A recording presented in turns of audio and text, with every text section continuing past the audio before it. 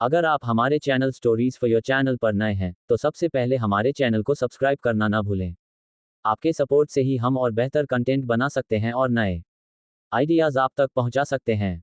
हमारे वीडियो को लाइक करके अपना प्यार दिखाएं ताकि हम आपके लिए और भी दिलचस्प और मनोरंजन वाला कंटेंट लाकर उसे आपके साथ साझा कर सकें। आपका सपोर्ट हमारे लिए बहुत मायने रखता है, इसलिए हमारी यात्रा में हमारे साथ बने रहें। एपिसोड 1 10 साल में होता कंपटीशन। एक घना जंगल जहां पर पल पल पर जानवरों की दहाड़ सुनाई दे रही थी। इस जंगल में कहीं पर कुछ लोग गुजर रहे थे। देखने में लग रहा था जैसे कि वह किसी ताकतवर दल के योद्धा होते हो। उन सब के हाथों में तलवारें थी और सभी के कपड़े देखने में एक ही जैसे थे और उनके सीने पर एक बैच था। वह सभी लगभग 50 से 60 लोग थे और उनके बीच में एक इंसान घोड़े पर बैठा आगे बढ़ रहा था। देखने में लग रहा था कि वह उनका लीडर हो। उन सभी की तादाद और ताकत देखकर कोई भी जंगली जानवर उन पर हमला करने की कोशिश नहीं कर रहा था। वह सब अभी आगे बढ़ ही रहे थे। तभी वहां पर एक बच्चे की रोने की आवाज सुनाई देती है। रुको! उन सभी का लीडर जो घोड़े पर बैठा हुआ था वह बोलता है। अपने लीडर की आवाज सुनकर वह सभी रुक जाते हैं और अपने लीडर की तरफ दिखने लगते हैं। उनमें से एक आगे आकर कहता है, लीडर मयंक, आखिर क्या हुआ? तब लीडर मयंक उस योद्धा से कहते हैं, मोहन जाओ और इस बारे में पता लगाओ कि यह आवाज कैसी है। जी लीडर। इतना कहकर मोहन कुछ सैनिकों के साथ उसे आवाज की दिशा में बढ़ जाता है। कुछ देर बाद मोहन वापस आकर मयंक से कहता है, लीडर मयंक, कुछ दूरी पर एक बच्चा पड़ा और उसके आसपास कोई भी नहीं है। क्या इतने घने जंगल के बीचों बीच? मयंक हैरान था, आखिर कोई बच्चा इतने घने जंगल के बीचों बीच कैसे आया? आखिर किसी को तो उसके साथ होना चाहिए था। कोई तो होगा जो उसे यहाँ पर छोड़कर गया। इतना सोचकर मयंक मोहन से कहता है, मुझे वहां पर ले चलो। मयंक मोहन और अपने सैनिकों के साथ जंगल में आगे की तरफ जाता है। तब उसे झाड़ियां के पास एक बच्चा मिलता है। इसके आसपास में उनके सैनिक खड़े हुए थे। मयंक आगे बढ़कर उसे बच्चों को उठाता है और ध्यान से उसे बच्चों को देखने लगता। उसे बच्चों के सीने पर एक आग का निशान था। चलो हम लोग आगे बढ़ते हैं, मयंक मोहन से कहता है। लीडर पर यह बच्चा? मोहन की बात बीच में काटते हुए मयंक मोहन से कहता है, इसे मैं अपने साथ ले जा रहा हूं। इस बात से तुम्हें कोई परेशानी है? इसे आज से लोग मेरे छोटे बेटे रुद्र के नाम से जानेंगे। उद्धरण चिन्ह। मयंक उसे बच्चों की तरफ देखते हुए हल्की मुस्कुराहट के साथ कहता है, नहीं लीडर मयंक, मुझे क्या परेशानी हो सकती है? इतना कहकर मोहन पीछे मुड़कर अपने सैनिकों से कहता है, जल्दी चलने की तैयारी करो, हमें जल्द से जल्द स्टोन सिटी पहुंचना होगा। उद्धरण चिन्ह। कई दिनों की सफर के बाद आखिरकार वह लोग स्टोन सिटी पहुंच ही गए। स्टोन सिटी पहुंचने के बाद स्टोन सिटी महल का बड़े से कमरे के अंदर अभी कई सारे लोग बैठे हुए थे। वहां पर सबकी नजर लीडर की कुर्सी पर बैठे हुए इंसान पर थी। वह और कोई नहीं, लीडर मयंक था। हम लोग क्लाउड सिटी से बहुत बुरी तरह हार कर आए हैं लीडर, अब हमें क्या करना चाहिए? हमें इस बार भी वह मौका नहीं मिला। उस कमरे में मौजूद कई सारे खास मेंबर्स में से एक कहता है। उसके बाद कोई दूसरा कहता है, हम पिछले कई सालों से यह मुकाबला हार ही रही है और दूसरे शहरों के लोग और ताकतवर बनते जा रहे हैं। उद्धरण चिन्ह। शांत! सभी लोग शांत हो जाए। वहां पर मौजूद सभी मेंबर्स अभी आपस में बात ही कर रहे थे। तभी मयंक अपनी कुर्सी से उठकर तेज आवाज में सबसे कहता है।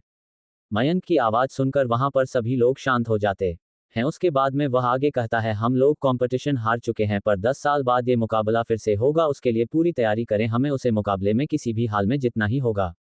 क्लाउडलैंड देश की आज राजधानी क्लाउड सिटी में हर 10 सालों में एक कंपटीशन होता है जिसमें देश के हर शहरों से कई ताकतवर लोग आते हैं। उनके बीच में मुकाबला होता है और मुकाबले में जीते हुए 4 शहरों को चुना जाता है अपने अपने इलाके पर राज करने के लिए। ये काफी हद तक चुनाव की तरह होता है, बस फर्क इतना, चुनाव में जनता वोट देती है और यहाँ पर अलग अलग शहरों के लोग मुकाबला करते हैं और जो मुकाबला जीता है वह अपने और अपने शहर के आसपास के सभी शहरों पर राज करता है। जो 4 शहर चुने जाते हैं उनको बोला जाता है east cloud, west cloud, north cloud और साउथ क्लाउड। देश के हर तरफ से जो 4 शहर इस मुकाबले को जीतते हैं वह अपने अपने एरिया में राज करते हैं। ईस्ट से जो भी शहर उसे मुकाबले को जीतता है उस शहर को ईस्ट क्लाउड की उपाधि मिल जाती है और वह शहर पूरे ईस्ट एरिया पर 10 सालों के लिए राज करता है। ऐसा ही बाकी के जीते हुए शहरों के साथ भी होता है। स्टोन सिटी भी ईस्ट एरिया में ही आती है और पिछले कई सालों से स्टोन सिटी इस मुकाबले को हार रही है। कहानी में आगे जानने के लिए सुनते रहिए लॉर्ड ऑफ ड्रैगन सिर्फ और सिर्फ स्टोरीज फॉर योर चैनल पर। एपिसोड 2 ये तुम्हारा छोटा भाई है। मयंक पूरे दिन स्टोन सिटी के खास मेंबर्स से बातें करता रहा और शहर के सभी कामों को निपटाता रहा। मयंक जब राजधानी गया था तब से 3 महीने बीत चुके हैं। इस वजह से शहर में लीडर के कई सारे का बाकी थे। पूरा दिन मेहनत करने के बाद मयंक महल में अपने कमरे की ओर जाता है। कुछ देर बाद मयंक अपने कमरे के दरवाजे में पहुंच जाता है। वह दरवाजा खोल के अंदर जा ही रहा था तभी उसे कुछ आवाज सुनाई देती हैं। एक बड़ी से हाल में कुछ बच्चे खेल रहे थे। उनसे अलग 2 बच्चे एक पालने की तरफ देखकर एक दूसरे से बातें कर रहे थे। उस पालने में काफी प्यारा बच्चा था, दूधी सफेद स्किन, सर पर घुंघराले बाल, हरी आंखें और मासूम चेहरा। वह दोनों बच्चों के बारे में ही बात कर रहे थे। ये कितना प्यार है ना। उनमें से एक बच्चा कहता है, हाँ ये बहुत प्यार है, इसके हाथ तो देखो कितने सॉफ्ट हैं और कितने छोटे छोटे हैं। दूसरा बच्चा हंसते हुए कहता है, मुझे तो इसकी आंखें बहुत ज्यादा खूबसूरत लग रही है। पहला बच्चा दूसरे बच्चे को हंसते हुए देखकर काफी सीरियस आवाज में कहता है। दूसरा बच्चा भी काफी सीरियस आवाज में कहता है, तुमने सही कहा, पर आखिर यह है कौन? आज से पहले तो इसी मैंने महल में कभी नहीं देखा। सही कहा तुमने, ये बहुत प्यार है और इस महल में नया है, इस वजह से तुमने इसे आज से पहले महल में नहीं देखा। अभी वह दोनों इस बारे में बात कर ही रही थी, तभी उन्हें अपने पीछे से एक आवाज सुनाई देती है। जब वह दोनों पीछे मुड़कर देखते हैं तो उनके मुंह से एक साथ निकलता है, पिताजी।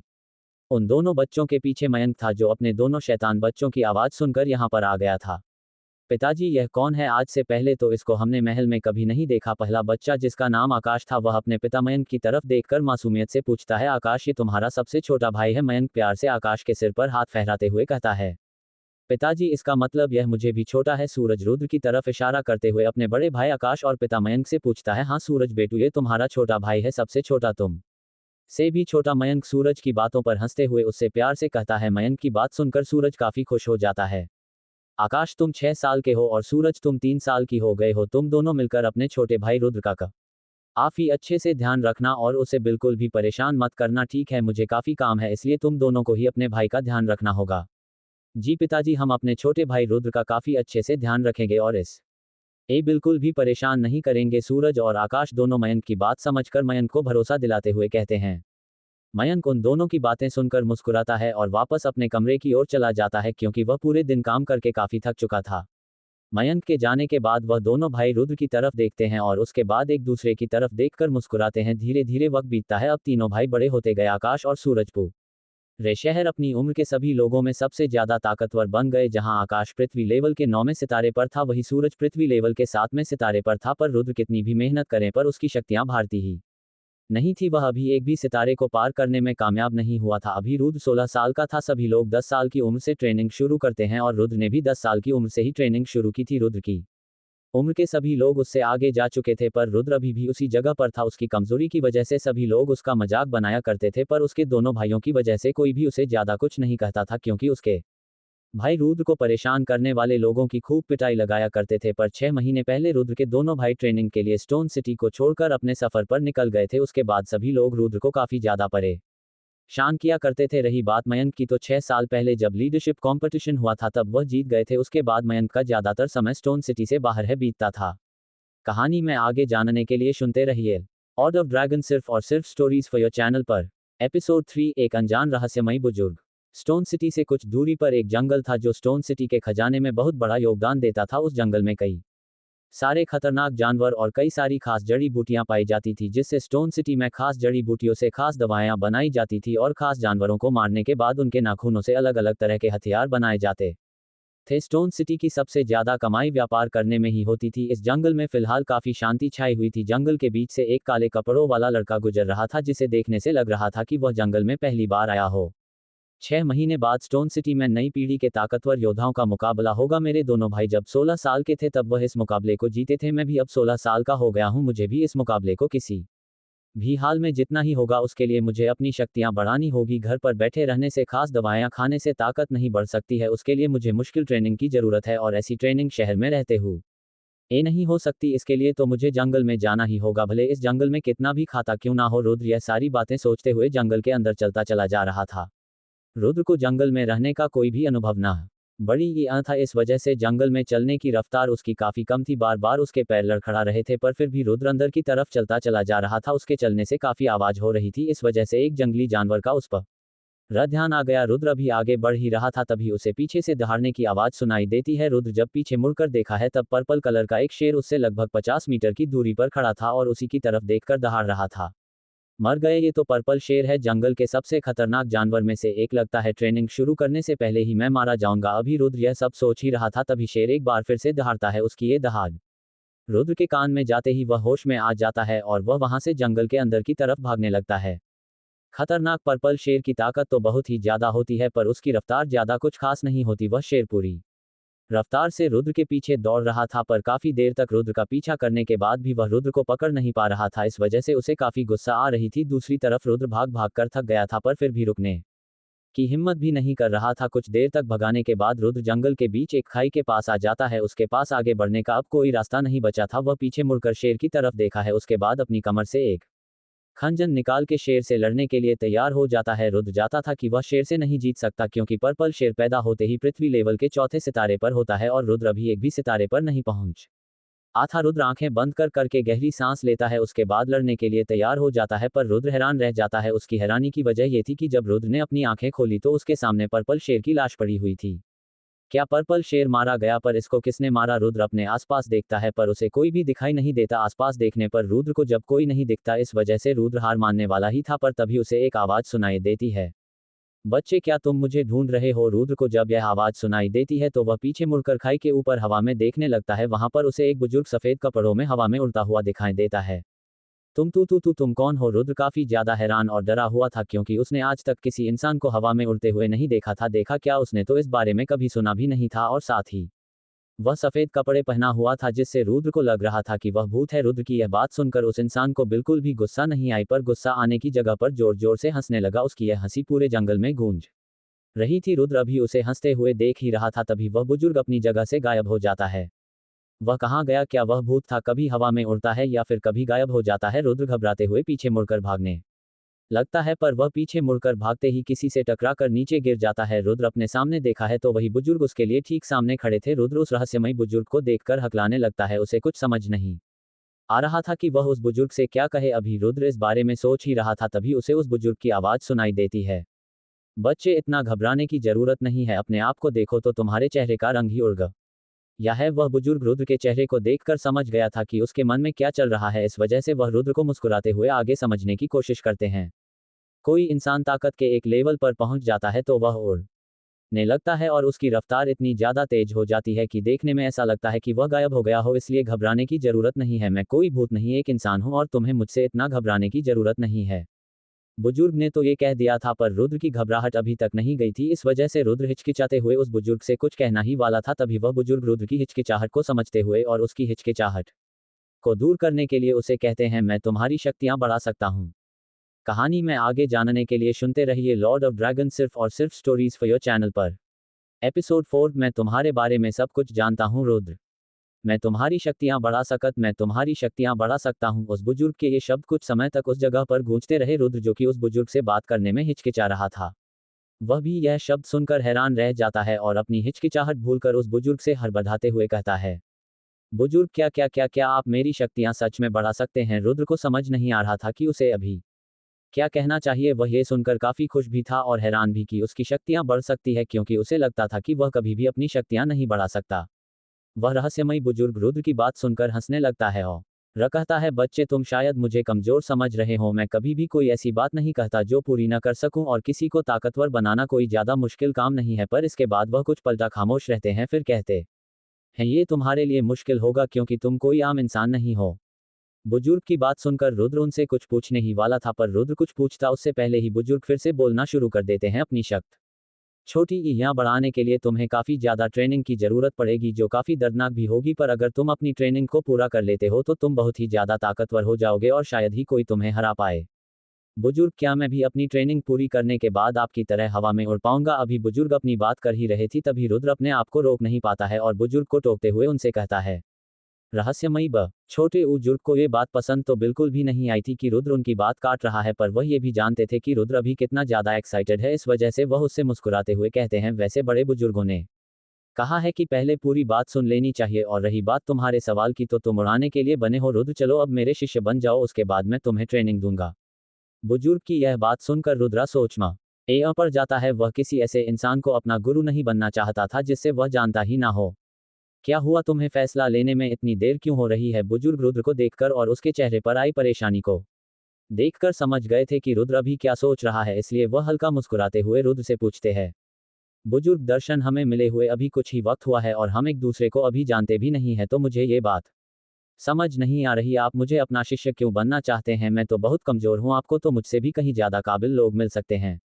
तुम्हारा नाम रुद्र है, पिता मयंक, 2 भाई, एक का नाम आकाश तो दूसरे का नाम सूरज। स्टोन सिटी में सभी लोग तुम्हारा मजाक बनाया करते हैं और तुम्हें परेशान किया करते हैं, कोई भी तुम्हें अपना दोस्त नहीं बनना चाहत। और हाँ, 6 महीने बाद एक कंपटीशन होने वाला है जिसमें स्टोन सिटी के नई पीढ़ी के ताकतवर योद्धा का मुकाबला होगा जिसमें तुम्हारे दोनों भाई अपने अपने मुकाबले में जीते थे और तुम भी अपने भाइयों की तरह इस मुकाबले को जीतना चाहते हो। इसी तरह से उस रहस्यमय बुजुर्ग में रुद्र के बारे में कई सारी बात बता दी और रुद्र एक अनजान बुजुर्ग से यह सारी बातें सुनकर हैरान रह गया। जब बुजुर्ग अपनी बात पूरी कर देते हैं उसके बाद रुद्र उनसे पूछता है, बुजुर्ग आपको मेरे बारे में इतना कुछ कैसे पता? आखिर आप है कौन और मेरे बारे में इतना कुछ कैसे जानते हैं? रुद्र का सवाल गलत नहीं था। आखिर कोई भी हैरान रह जाएगा अगर कोई अनजान उसके बारे में इतना कुछ जानता हो। बुजुर्ग भी यह बात समझते थे, इस वजह से वह रुद्र से बोलते हैं, कहानी में आगे जानने के लिए सुनते रहिए लॉर्ड ऑफ ड्रैगन सिर्फ और सिर्फ स्टोरीज फॉर योर चैनल पर।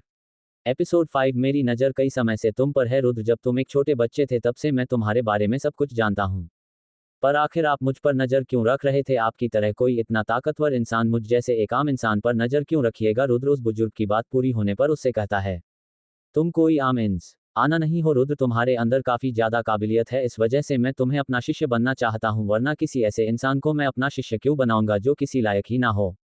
बुजुर्ग की है बात सुनक रुद्र सोच में पड़ जाता है। आखिर बात भी सही थी, इतना ताकतवर इंसान अपना इतना सारा वक्त किसी बेकार इंसान पर क्यों खर्च करेगा? रुद्र काफी देर तक इस बारे में सोचता रहा, उसके बाद वह आखिरकार हाँ कर ही देता है। ठीक है बुजुर्ग, मैं आपकी बात मानने को तैयार हूँ और आपको अपना गुरु मानने को भी तैयार हूँ, पर उससे पहले आपको ये वादा करना होगा कि आप मुझे सच में ताकतवर बना सकते हैं। हाँ, मैं वादा करता हूँ कि तुम अपनी पूरी ईमानदारी से अपनी ट्रेनिंग करोगे तो मैं तुम्हें बहुत ज़्यादा ताकतवर बना दूंगा, उस इंसान से भी ज़्यादा जिससे तुम अभी मिलकर आए हो। बुजुर्ग की यह बात सुनकर रुद्र थोड़ा हैरान हो जाता है, पर वह समझ जाता है कि इस रहस्यमय बुजुर्ग को उसके बारे में सब कुछ पता है। दरअसल स्टोन सिटी की तरह ग्रीन सिटी भी ईस्ट एरिया में थी और अक्सर जब लीडरशिप कंपटीशन हुआ करता था तो ज़्यादातर ग्रीन सिटी ही इस कंपटीशन को जीती थी। इस वजह से पूरे क्लाउडलैंड पर ग्रीन सिटी का काफ़ी नाम था और ग्रीन सिटी के लीडर और रुद्र के पिता मयंक जो कि स्टोन सिटी के लीडर है, दोनों काफ़ी अच्छे दोस्त हुआ करते थे। पर 6 साल पहले जब लीडरशिप कंपटीशन हुआ था तो उसे जीतने के बाद रुद्र के पिता मयंक ईस्ट एरिया के अगले लीडर बन गए थे। इस वजह से उन दोनों की दोस्ती टूट गई थी। रुद्र अभी ग्रीन सिटी के लीडर की बेटी से मिला था जो कि किसी काम स्टोन सिटी से गुजर रही थी। जब उसकी नज़र रुद्र पर पड़ती है तो उसने रुद्र का और उसके पिता का काफ़ी मजाक बनाया। कहानी में आगे जानने के लिए सुनते रहिए लॉर्ड ऑफ ड्रैगन सिर्फ और सिर्फ स्टोरीज फॉर योर चैनल पर। एपिसोड 6 रुद्र पृथ्वी लेवल के पहले सितारे पर। मुझे क्या करना होगा? रुद्र जब इस बारे में सोचता है कि किस तरह से ग्रीन सिटी के लीडर की बेटी ने उसके और उसके पिता का अपमान किया था, जितनी भी बार रुद्र इन सभी बातों के बारे में सोचता था उतना ही उसका गुस्सा बढ़ता जाता था और इस गुस्से में वह अपने गुरु से पूछता है, ज़्यादा कुछ नहीं, बस अभी तुम वापस महल चले जाओ, हम कल से ट्रेडिंग शुरू करेंगे और इस बात की चिंता करने की ज़रूरत नहीं है कि मैं महल में कैसे आऊँगा। जी ठीक है, मैं महल जाता हूँ और कल मैं आपका इंतजार करूंगा। इतना कहकर रुद्र वहां से चल देता है। तभी उसके दिमाग में एक बात आती है, वह पीछे मुड़कर उस रहस्यमय बुजुर्ग से पूछता है, वैसे आपका नाम क्या है और मैं आपको क्या कहकर बुलाऊं? रुद्र को ये पूछते हुए बड़ी शर्म लग रही थी कि उसने किसी को अपना गुरु बना लिया और उसे उसका नाम भी नहीं पता। रुद्र की बात सुनकर और उसके लाल चेहरे को देखकर वह बुजुर्ग हंसने लगते हैं और रुद्र से कहते हैं, मेरा नाम जानकर तुम क्या करोगे? तुम्हारे लिए मैं बस आचार्य हूँ। इतना कहकर आचार्य वहां से गायब हो जाते हैं और रुद्र बस ये सब देखता रह जाता है कि कई से पलक झपकते ही आचार्य उसके सामने से गायब हो गए। इसके बाद रुद्र अपने आसपास देखा है और सीधा स्टोन सिटी के महल की ओर यानी कि अपने घर की ओर चल देता है। कुछ दिनों बाद जंगल में एक झरने के नीचे एक लड़का बैठा हुआ था, उस पर शक्तियों से बने हुए चाबुक हमला कर रहे थे। जब भी वह चाबुक उसकी पीठ से टकराते थे तब उस लड़के के मुंह से जोरदार चीखें निकलती थी। उन चीखों से यह अंदाजा लगाया जा सकता था कि वह लड़का अभी कितने दमे था। उस लड़के से कुछ दूरी पर एक बुजुर्ग खड़ा हुआ था, वह अपनी उंगलियों के इशारों से उन चाबुक को चला रहा था। कुछ देर बाद वह लड़का जो कि रुद्र था अपनी जगह से उठकर नदी से बाहर आता है। उसके पूरे शरीर में चोटों के निशान थे। वह बाहर आकर उसे बुजुर्ग यानी कि अपने आचार्य के सामने आकर खड़ा हो जाता है। रुद्र जाओ, जाकर उस पानी में बैठकर ट्रेनिंग करो जो मैंने कई प्रकार की खास जड़ी बूटियों से बनाया है। रुद्र को अपने सामने खड़ा देखकर आचार्य उसको एक तरफ इशारा करते हुए कहते हैं।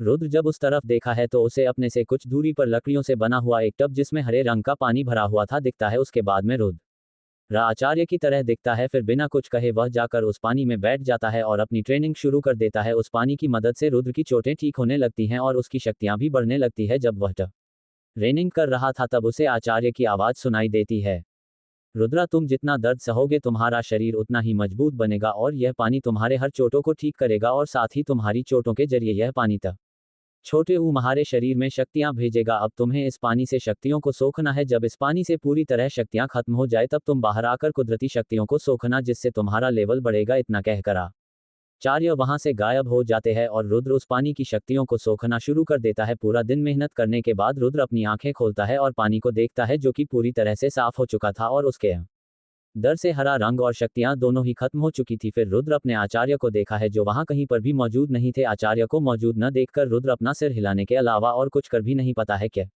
और कि जब तक जरूरत ना हो उसके आचार्य सामने नहीं आते थे। रुद्र इन सभी बातों को अलग करके आचार्य की बातों पर ध्यान देता है कि उन्होंने उसे क्या कहा था, तुम बाहर आकर कुदरती शक्तियों को सोखना जिससे तुम्हारा लेवल बढ़ेगा। अब मुझे कुदरती शक्तियों को सोखना होगा जिससे मेरा लेवल बढ़े। उसके बाद रुद्र अपने आसपास देखा है और उसे कुछ दूरी पर एक बड़ा पत्थर दिखता है।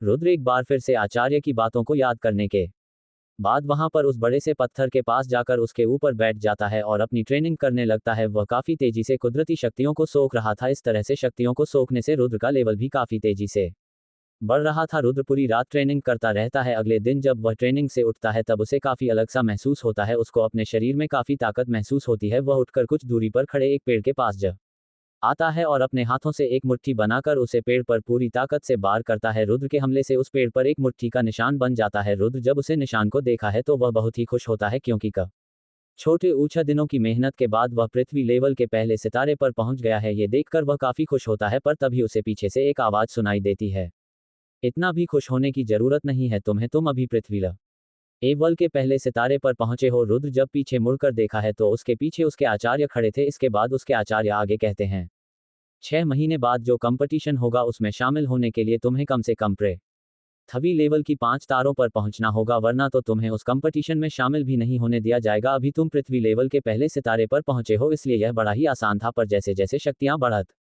बढ़ी ही जाएंगे वैसे वैसे शक्तियां बढ़ाने में और मुश्किलें भी आती है। तुम्हें पहले सितारा पाने में जितना वक्त लगा है उससे कई ज्यादा वक्त दूसरा सितारा पाने में लगेगा और तीसरा सितारा पाने में और भी ज्यादा वक्त। इस तरह से जैसे जैसे शक्तियां बढ़ती है उन्हें बढ़ाने में वक्त भी उतना ही लगता है। कहानी में आगे जानने के लिए सुनते रहिए लॉर्ड ऑफ ड्रैगन सिर्फ और सिर्फ स्टोरीज फॉर योर चैनल पर। एपिसोड 7 क्लास 2 की मीडियम लेवल तकनीक। आचार्य की इतनी सारी बातें सुनने के बाद रुद्र की खुशी गायब हो गई थी और उसके मन में यह बात आ रही थी कि वह कितनी धीमी रफ्तार से शक्तियां बढ़ा रहा है। आचार्य, क्या मैं 6 महीने में 5 में सितारे पर पहुंच पाऊंगा? रुद्र अपने आचार्य से पूछता है, अगर तुम मेहनत करो और ट्रेनिंग पर पूरा ध्यान दो तो यह मुमकिन नहीं होगा। यह भी हो सकता है कि तुम 5वें सितारे की जगह 6 सितारे पर पहुंच जाओ। आचार्य की ये बात सुनकर रुद्र की चेहरे पर फिर से एक मुस्कान आ जाती है। रुद्र मुस्कुराते हुए आचार्य से कहता है, आचार्य, मैं हर तरह की ट्रेनिंग के लिए तैयार हूं, बस आप मुझे ये बताइए कि मुझे क्या कहना है। रुद्र की यह बात सुनकर आचार्य हैरान रह जाते हैं। वह इस हैरानी में रुद्र से पूछते हैं, अभी जो तुमने ट्रेनिंग में दर्द सहा है उससे भी ज्यादा दर्द तुम्हें अगली ट्रेनिंग में सहना हो, क्या तुम सह पाओगे? जी आचार्य, आपने तो कहा था जो जितना दर्द सहता है वह उतना ही ताकतवर बनता है।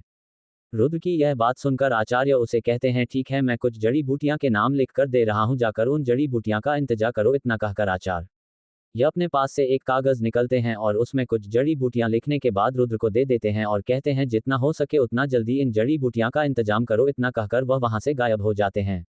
रुद्र देखता है कि आचार्य एक बार फिर से गायब हो गए हैं। इसके बाद वह जंगल से बाहर निकालने के रास्ते पर चल देता है। आधा घंटा सफर करने के बाद वह अपने घर पहुंच जाता है। वह सीधा अपने कमरे में जाकर अपनी अलमारी से कुछ पैसे निकलता है, पर उसके पास अभी सिर्फ 200 चांदी के सिक्के मौजूद थे। क्या ये जड़ी बूटियां 200 चांदी के सिक्कों में आ जाएंगी? पिछली बार अचार में जो जड़ी बूटियां मंगाई थी उन्हें लाने के लिए मुझे 500 चांदी के सिक्के खर्च करने पड़े थे। इस बार तो उससे भी खास जड़ी बूटियां आचार्य ने मंगाई है। क्योंकि रुद्र सोच में पड़ चुका था कि वह अब किससे पैसे मांगे, कैसे पैसों का इंतजाम करें, क्योंकि उसके पिता किसी जरूरी काम से शहर से बाहर गए थे और उसके दोनों भाई ट्रेनिंग के लिए शहर से बाहर चले गए थे। उसके शहर में ऐसा कोई नहीं था जो उसको पैसे दे सके, भले वह शहर के लीडर का बेटा ही क्यों ना हो, पर शहर के जरूरी लोग जिनको छोटे बुजुर्गों का पद दिया गया था वह रुद्र को इतना ज्यादा भी पसंद नहीं किया करते थे जो वह उसे चांदी के सिक्के दे सके। पूरे शहर में बस मोहन ही ऐसा इंसान था जो रुद्र से अच्छे से बात किया करता था, पर मोहन भी उसके पिता के साथ बाहर गया हुआ था।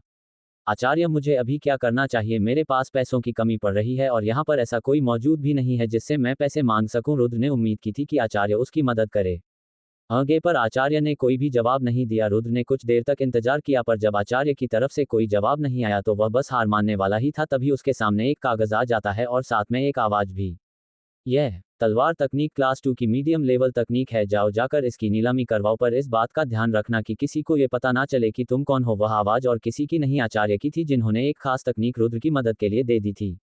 आचार्य की बात सुनकर रुद्र काफी खुश हो जाता है, पर वह जितना खुश था उतना ही हैरान भी, क्योंकि क्लास 2 की तकनीक बहुत ही खास होती है। रुद्र ने सुना था कि पूरे क्लाउडलैंड बस क्लाउड फैम वाइली जो कि पूरे क्लाउडलैंड पर राज करती थी, उसी के पास एक क्लास 3 की तकनीक थी। वह कौन सी तकनीक थी और क्या काम करती थी ये तो कोई भी नहीं जानता था, पर पूरे क्लाउडलैंड में बस उसी के पास क्लास 3 की तकनीकी और ही बात स्टोन सिटी और ग्रीन सिटी की, तो उनके पास सिर्फ क्लास 1 या 2 की तकनीकें ही मौजूद है। आम इंसान को तो क्लास 2 की तकनीक देखने को भी नहीं मिलती है। इससे इस बात का अंदाजा लगाया जा सकता है कि क्लास 2 की तकनीक कितनी खास होती हैं। और आचार्य ने एक क्लास 2 की मीडियम लेवल तलवार तकनीक ऐसे ही निकाल कर दे दी। सच में आचार्य का कोई जवाब नहीं। इतना सोचकर रुद्र अपने आप को पूरी तरह से काले कपड़ों से लपेट लेता है और स्टोन सिटी के नीलामी घर की तरफ चल देता है। नीलामी घर जहां पर लोग अपनी खास चीजों की नीलामी करवाते हैं और खास चीज अपने लिए खरीद सकते हैं। रुद्र इस नीलामी घर के बाहर खड़ा होकर नीलामी घर को देख रहा था। उसके बाद रुद्र गहरी सांस लेता है और अंदर की तरफ चल देता है। वह सीधा उस कमरे की तरफ जाता है जहां पर नीलामी करवाने से पहले सामान की जांच होती है। जब रुद्र उसे कमरे के अंदर जाता है तो उसे वहां पर एक बुजुर्ग आदमी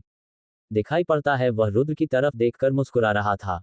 मैं जान सकता हूं आपको किस चीज की नीलामी करवानी है, वह बुजुर्ग आदमी अपने चेहरे पर हाकी मुस्कुराहट के साथ रुद्र से कहता है।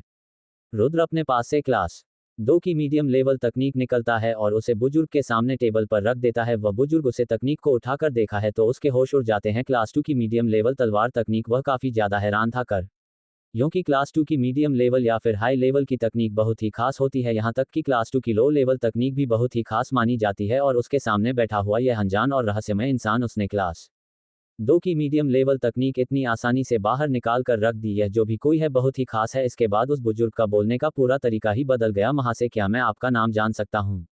रुद्र उस बुजुर्ग की बात सुनकर थोड़ा घबरा जाता है कि अब उसे क्या कहना चाहिए। तभी उस कमरे में एक आवाज गूंजती है, नाम में क्या रखा है आपको? बस नीलामी से मतलब होना चाहिए। रुद्र हैरान हो जाता है क्योंकि यह आवाज उसके लॉकेट से आई था। बड़ी ही ये लॉकेट उसके आचार्य ने उसे दिया था। इस लॉकेट से उसके आचार्य की आवाज बाहर आ रही है। ये समझकर रुद्र राहत की सांस लेता है क्योंकि अब उसके आचार्य ने मोर्चा संभाल लिया था। कहानी में आगे जानने के लिए सुनते रहिए लॉर्ड ऑफ ड्रैगन सिर्फ और सिर्फ स्टोरीज फॉर योर चैनल पर। एपिसोड 8, क्या नीलामी शुरू हो गई? उस आवाज को सुनने के बाद वह बुजुर्ग हकलाते हुए रुद्र से कहता है, नहीं नहीं, मैं तो बस ऐसे ही पूछ रहा था। उसके बाद वह एक लाल रंग का कार्ड रुद्र को देता है और कहता है, यह नीलामी में बैठने के लिए खास लोगों का कार्ड है। आप इस कार्ड की मदद से नीलामी में हिस्सा ले सकते हैं। इसके बाद वह बुजुर्ग एक घंटी को बजाता है। उस घंटी की आवाज सुनकर एक लड़की उस कमरे में आ जाती है। इन सर को नीलामी हॉल तक ले जाओ, वह बुजुर्ग उस लड़की से कहता है। उसके बाद रुद्र की तरफ हल्की मुस्कुराहट के साथ देखने लगता है, पर रुद्र को इससे कुछ फर्क नहीं पड़ता और वह उस लड़की के पीछे पीछे नीलामी हॉल तक जाने लगता है।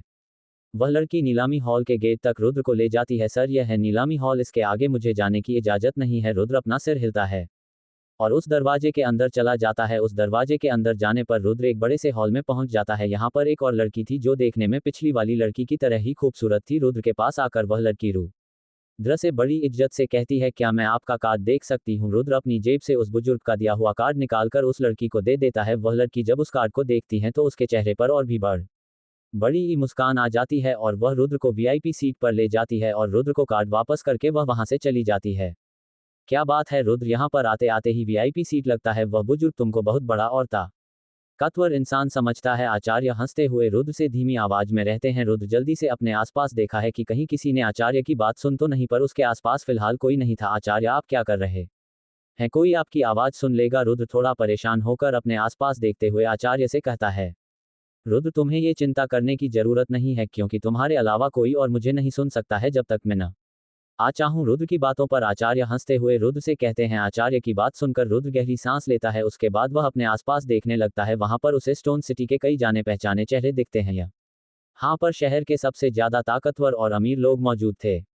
आज क्या कोई खास नीलामी होने वाली है? शायद इसी वजह से यहाँ पर इतने लोग मौजूद हैं। रुद्र काफी हैरान था कि यहाँ पर उसे इतने लोग मौजूद देखेंगे और वह भी कोई आम लोग नहीं, सभी के सभी इस शहर के सबसे ताकतवर लोग, जिनमें से कोई एक ही इस शहर को हिलाने की ताकत रखता है। मुझे तो बस अपनी तकनीक बेचने से मतलब है। ये सब सोचकर रुद्र अपनी जगह पर ही आंखें बंद करके बैठ जाता है और ट्रेनिंग करने लगता है। लोग आते गए और नीलामी हॉल भरता गया। लगभग आधा घंटा बाद स्टेज पर एक बेहद ही खूबसूरत लड़की आई। लंबे पैर, पतली कमर और मखमल जैसे कमर तक लंबे बाल, खूबसूरत चेहरा। उसके यही पूरे हॉल में काफी शोर शुरू हो जाता है। उस शोर को सुनने के बाद रुद्र की आंखें भी खुल जाते हैं। वह उस लड़की को देखता है। उसके बाद अपने आसपास के लोगों को, क्या नीलाम शुरू हो गई? रुद्र अपने आसपास के लोगों को देखते हुए सोचता है। तभी उसे एक आवाज सुनाई देती है। अरे ये तो ऋतिका अग्रवाल है ना, सच में ये बहुत ही खूबसूरत है, जैसा इसके बारे में सुना था तब कोई दूसरा बोलता है, हाँ मैंने तो ये भी सुना है कि आज की नीलामी यह खुद करवाएगी। फिर यह सुनकर पहला आदमी बोलता है, क्या इसका मतलब आज कोई खास चीज आने वाली है क्या नीलामी में? तब दूसरा आदमी हंसते हुए बोलता है, हाँ बेहद ही खास चीज। तब पहला आदमी दूसरे से पूछता है, वह खास चीज क्या है, क्या तुम्हें उसके बारे में कुछ पता है? दूसरा आदमी पहले से बोलता है, ये तो तुम्हें कुछ देर में खुद ही पता चल जाएगा। चलो अच्छा है, नीला अभी शुरू नहीं हुई, और वैसे भी मैं तो पहले से जानता था कि आज कुछ ना कुछ तो खास चीज जरूर बिकेगी। रुद्र अपने मन ही मन में बोलता है और फिर ऋतिका अग्रवाल की तरफ देखने लगता है। सच में ये बहुत ही खूबसूरत है, लगता है आधे से ज्यादा लोग तो यहाँ पर इसी की वजह से आए हैं। रुद्र अपने मन ही मन मुस्कुराते हुए और ऋतिक को देखते हुए कहता है, क्या हुआ रुद्र, कहीं तुम्हें प्यार तो नहीं हो गया? रुद्र अभी अपने मन में ये सब सोच ही रहा था, तभी उसे आचार्य की आवाज सुनाई देती है, नहीं ना ही आचार्य, आप भी कैसी बातें कर रहे हैं? ये लड़की मुझसे उम्र में काफी बड़ी है, मैं तो ऐसा सोच भी नहीं सकता। रुद्र शर्माते हुए और हंसते हुए अपने आचार्य से कहता है, वैसे किसी को पसंद करने में कोई परेशानी भी नहीं हाँ है। आचार्य रुद्र की टांग खींचते हुए उसे कहते हैं। आचार्य रुद्र अभी आचार्य से कुछ कहने वाला ही था, तभी उसे स्टेज से कुछ आवाज सुनाई देती है। रुद्र जब उधर देखता है तो ऋतिका अग्रवाल नीलामी शुरू कर रही थी और रुद्र का ध्यान उधर चला जाता है। आप सभी लोगों का नीलामी में आने का बहुत बहुत धन्यवाद, मैं ज्यादा बात करके आप लोगों का टाइम बर्बाद नहीं करूंगी, तो सीधा नीलामी पर आते हैं। इतना कहकर ऋतिका ताली बजती है। छोटी ई से कई सारी लड़कियां अलग अलग थालियां लेकर स्टेज पर आ जाते हैं। चलिए पहले नीलामी शुरू करते हैं। पहली नीलामी होगी इस खास गोली की। इस गोली का नाम है रिकवरी गली। यह गोली किसी के भी जख्मों को ठीक कर सकती है, वह भी काफी तेजी से। इस गोली की मदद से आप लोग युद्ध में लगे हुई चोटों से या फिर किसी तरह के भी चोट हो, सबको काफी आसानी से ठीक कर सकती हैं। गोली की नीलामी शुरू होगी। 500 चांदी के सिक्के और हर नीलामी पर 50 चांदी के सिक्कों की वृद्धि होनी चाहिए। कहानी में आगे जानने के लिए सुनते रहिए लॉर्ड ऑफ ड्रैगन, सिर्फ और सिर्फ स्टोरीज फॉर योर चैनल पर। एपिसोड 9, टूटी हुई पत्थर की तलवार। 200 चांदी के सिक्के क्या था छोटे उमा, बस इतना ही कर सकते हो। मैं दूंगा 250 चांदी के सिक्के, तुम दोनों तो बेकार हो। मैं दूंगा 350 चांदी के सिक्के, 400 चांदी के सिक्के, 450, 500। देखते ही देखते उस गोली की कीमत 600 चांदी के सिक्के तक पहुंच गई और उसे स्टोन सिटी के एक व्यापारी ने ले लिया। चलिए दूसरी नीलामी शुरू करते हैं। ऋतिक ने अगले नीलामी शुरू करने के साथ दूसरी लड़की को इशारा किया। ऋतिका का इशारा पाकर दूसरी लड़की स्टेज के बीचों बीच आ जाती है और ऋतिक उस थाली से कपड़ा हटाकर लोगों से कहती है, दूसरी नीलामी भी एक बेहद ही खास गोली की होगी। उस गोली का नाम है ताकत बढ़ाने वाली गली। यह रैंक 2 की गोली है। इसके फायदे यह है कि यह आपकी ताकत कुछ समय के लिए बढ़ा सकती है। इस गोली को खाने वाला जब भी इसको खाता है तो उसकी ताकत काफी ज्यादा बढ़ जाती है। ये रैंक 2 की गोली, इस वजह से इस गोली की नीलामी शुरू होगी 100 सोने के सिक्कों से और हर नीलामी पर 10 सोने के छोटी ई के बढ़ेंगे। चलिए तो नीलामी शुरू करते हैं। 150 सोने के सिक्के, 160 सोने के सिक्के, 180 सोने के सिक्के, 200 सोने के सिक्के, 250 सोने के सिक्के, 280 सोने के सिक्के। इस तरह से नीलामी बढ़ती गई और इस गोली का वो भी इस शहर के एक व्यापारी ने 300 सोने के सिक्कों में खरीद लिया। इसी तरह से अलग अलग नीलामियां होती रहे और अलग अलग कीमतों पर चीज बिकती गई। चलिए 7वीं नीलामी शुरू करते हैं। इतना कहकर ऋतिक ने ताली बजाई। छोटी ई से 2 आदमी स्टेज पर एक बड़ा सा टेबल लेकर आते हैं और ऋतिक के इशारा कहते ही उनमें से एक आदमी उस टेबल से कपड़ा हटा देता है। लोगों के सामने एक पत्थर की तलवार का एक टुकड़ा आ जाता है। वह तलवार का ऊपरी हिस्सा था। क्या ये तलवार यह यहाँ पर क्या कर रही है? रुद्र अभी नीलामी देख ही रहा था, तभी उसे अपने मन में यह आवाज सुनाई देती है, क्या हुआ आचार्य, आप ठीक तो है ना? रुद्र ने कभी भी आचार्य को इस तरह का व्यवहार करते हुए नहीं देखा था, इस वजह से वह थोड़ा हैरान भी हो गया था। नहीं मैं ठीक हूँ, बस इस तलवार की नीलामी में हिस्सा लो, पर याद रहे आखिर में ही तुम अपनी बोली लगाना और कितनी भी कीमत देनी पड़े पर इस तलवार को तुम है किसी भी कीमत पर हासिल करना होगा। आचार्य रुद्र से काफी सीरियस आवाज में ये कहते हैं। इस वजह से रुद्र भी समझ जाता है कि इस तलवार में जरूर कुछ ना कुछ खास है और वह आगे कोई भी सवाल जवाब नहीं करता। अगली न बड़ी नीलामी होगी। इस पत्थर की तलवार की कहाँ जाता है? ये तलवार ड्रैगन देवताओं की तलवार थी, पर इसका आधा हिस्सा कोई भी नहीं जानता कि कहाँ है। कहा जाता है कि देवताओं ने इस तलवार से इंसानियत को बचाया था, पर कोई भी ना बड़ी ये जानता ये सच है या झूठ, मगर इस तलवार की मजबूती इतनी ज्यादा है कि आकाश लेवल के हथियार भी इस पर एक खरोंच भी नहीं ला पाए। इसलिए इस तलवार की नीलामी शुरू होगी 800 सोने के सिक्कों से और हर नीलामी पर 50 सोने के सिक्के बढ़ेंगे। तो चलिए नीलामी शुरू करते हैं। ऋतिका के बोलने के बाद भी कोई भी इस तलवार पर नीलामी नहीं लगाना चाहता था, क्योंकि यह सच किसी को भी नहीं पता था कि यह तलवार देवताओं की थी भी या नहीं, और यह तलवार अभी सिर्फ अंधी थी। कोई भी इंसान सिर्फ मजबूती की वजह से इस तलवार पर अपने पैसे खर्च नहीं करना चाहता था। पूरे हॉल में काफी देर तक खामोशी छाई रही। काफी देर तक इंतजार करने के बाद ऋतिका उस तलवार को वापस भेजना ही वाली थी, तभी एक आवाज उस सन्नाटे में गूंजती है। 850 सोने के सिक्के। जब लोग उस आवाज की तरफ देखते हैं तो उनको पता चलता है कि एक काले कपड़े वाला आदमी वीआईपी सीट पर बैठा हुआ था, उसी ने ये बोली लगा थी, पर कोई भी इससे ज्यादा बोली नहीं लगाना चाहता था। इस वजह से लोग इस आदमी के बारे में बात करने लगे, आखिर यह है कौन जो टूटी हुई पत्थर की तलवार पर अपने पैसे बर्बाद कर रहा है। तब कोई दूसरा इंसान बोलता है, बे चुप हो जा, देख वह वीआईपी सीट पर बैठा हुआ है, वह जरूर कोई बहुत ही खास आदमी है। अगर उसने तेरी बात सुन ली और उसको गुस्सा आ गया तब तेरी खैर नहीं। उस इंसान की बात जिसने भी सुनी वह तुरंत खामोश हो गए। पर आखिर यह रहस्यमयी इंसान है कौन? ये सवाल सिर्फ आम लोगों के मन में नहीं, वीआईपी सीट पर बैठे हुए बाकी लोगों के मन में भी था। रितिका भी उसे रहस्यमयी इंसान जो कि रुद्र था उसको ध्यान से देख रही थी। 850। इन्होंने 850 सोने के सिक्के की बोली लगाई है क्या और कोई इससे ऊंची बोली लगाना चाहता है? रितिका रुद्र की तरफ इशारा करते हुए कहती है, पर किसी ने भी इससे आगे बोली नहीं लगाई। रितिका थोड़ी देर और इंतजार करती है, पर जब किसी ने आगे बोली नहीं लगाई तब वह कहती है, चलिए ये दिव्या तलवार 850 सोने के सिक्कों में नीलाम होती है। इसके बाद ऋतिक इशारा करती है और वह दोनों आदमी उस टेबल को जिस पर पत्थर की तलवार रखी हुई थी वापस ले जाते हैं। उसके बाद एक लड़की ऋतिक की इशारे पर एक थाली लेकर स्टेज के बीचों बीच आ जाती है। चलिए आज की 8वीं नीलामी शुरू करते हैं। इतना कहकर ऋतिका थाली से कपड़ा हटती है और लोगों से कहती है, आज की 8वीं नीलामी है क्लास 2 की मीडियम लेवल तकनीक। इतना सुनते ही पूरे हॉल में काफी शोर शुरू हो जाता है। आखिर क्लास 2 की तकनीक किसी भी तरह से आम तकनीक नहीं थी। सिर्फ लोग ही नहीं, खुद ऋतिका भी हैरान थी, क्योंकि उसने आज तक जो सबसे ताकतवर तकनीक देखी थी वह क्लास 2 की मीडियम लेवल और हाई लेवल तकनीक थी। ऋतिका किसी तरह से अपनी भावनाओं पर काबू करती है और आगे कहती है, ये तकनीक एक तलवार तकनीक है। इस तकनीक से कोई भी ये सब बताने का बड़ी ही जरूरत नहीं है, सीधा इसकी कीमत बताओ। भीड़ में से एक बेचैनी बड़ी आवाज सुनाई देती है। उस आवाज को सुनकर ऋतिका आगे और कुछ नहीं बोलता और सब लोगों की तरफ देखकर कहती है, यह एक क्लास 2 की तकनीक है जिसकी कीमत का अंदाजा तो आप लोग लगा ही सकते हैं, पर फिर भी इस तकनीक की कीमत शुरू होगी 5000 सोने के सिक्कों से और हर बोली पर 500 सोने के सिक्कों की वृद्धि होनी चाहिए। कहानी में आगे जानने के लिए सुनते रहिए लॉर्ड ऑफ ड्रैगन सिर्फ और सिर्फ स्टोरीज फॉर योर चैनल पर। एपिसोड 10 नीलामी घर में रुद्र के पिता मयंक। ऋतिका की बात जैसे ही पूरी हुई वैसे ही नीलामी शुरू हो गई। इस नीलामी में कोई आम इंसान हिस्सा नहीं ले सकता था। इसमें वही लोग हिस्सा ले सकते थे जिनके पास दौलत की कोई कमी ना हो। इसलिए वीआईपी सीट पर बैठे हुए लोगों में एक अलग सा मुकाबला शुरू हो गया और एक के बाद एक लोग बोलियां बढ़ते चले गए। 5500 सोने के सिक्के, 6000 सोने के सिक्के, 7500 सोने के सिक्के, 8000 सोने के सिक्के, 9500 सोने के सिक्के, 10000 सोने के सिक्के, 15000 सोने के सिक्के। इसी तरह से नीलामी की बोलियां बती गई। इतनी ज्यादा कीमत सुनकर वहां पर सभी लोग हैरान थे, पर सबसे ज्यादा जो हैरान था वह था रुद्र। उसने तो सोचा भी नहीं था कि जिस तकनीक को वह बेचने के लिए लाया है वह इतनी ज्यादा कीमती होगी। रुद्र इस समय बहुत ही ज्यादा खुश था।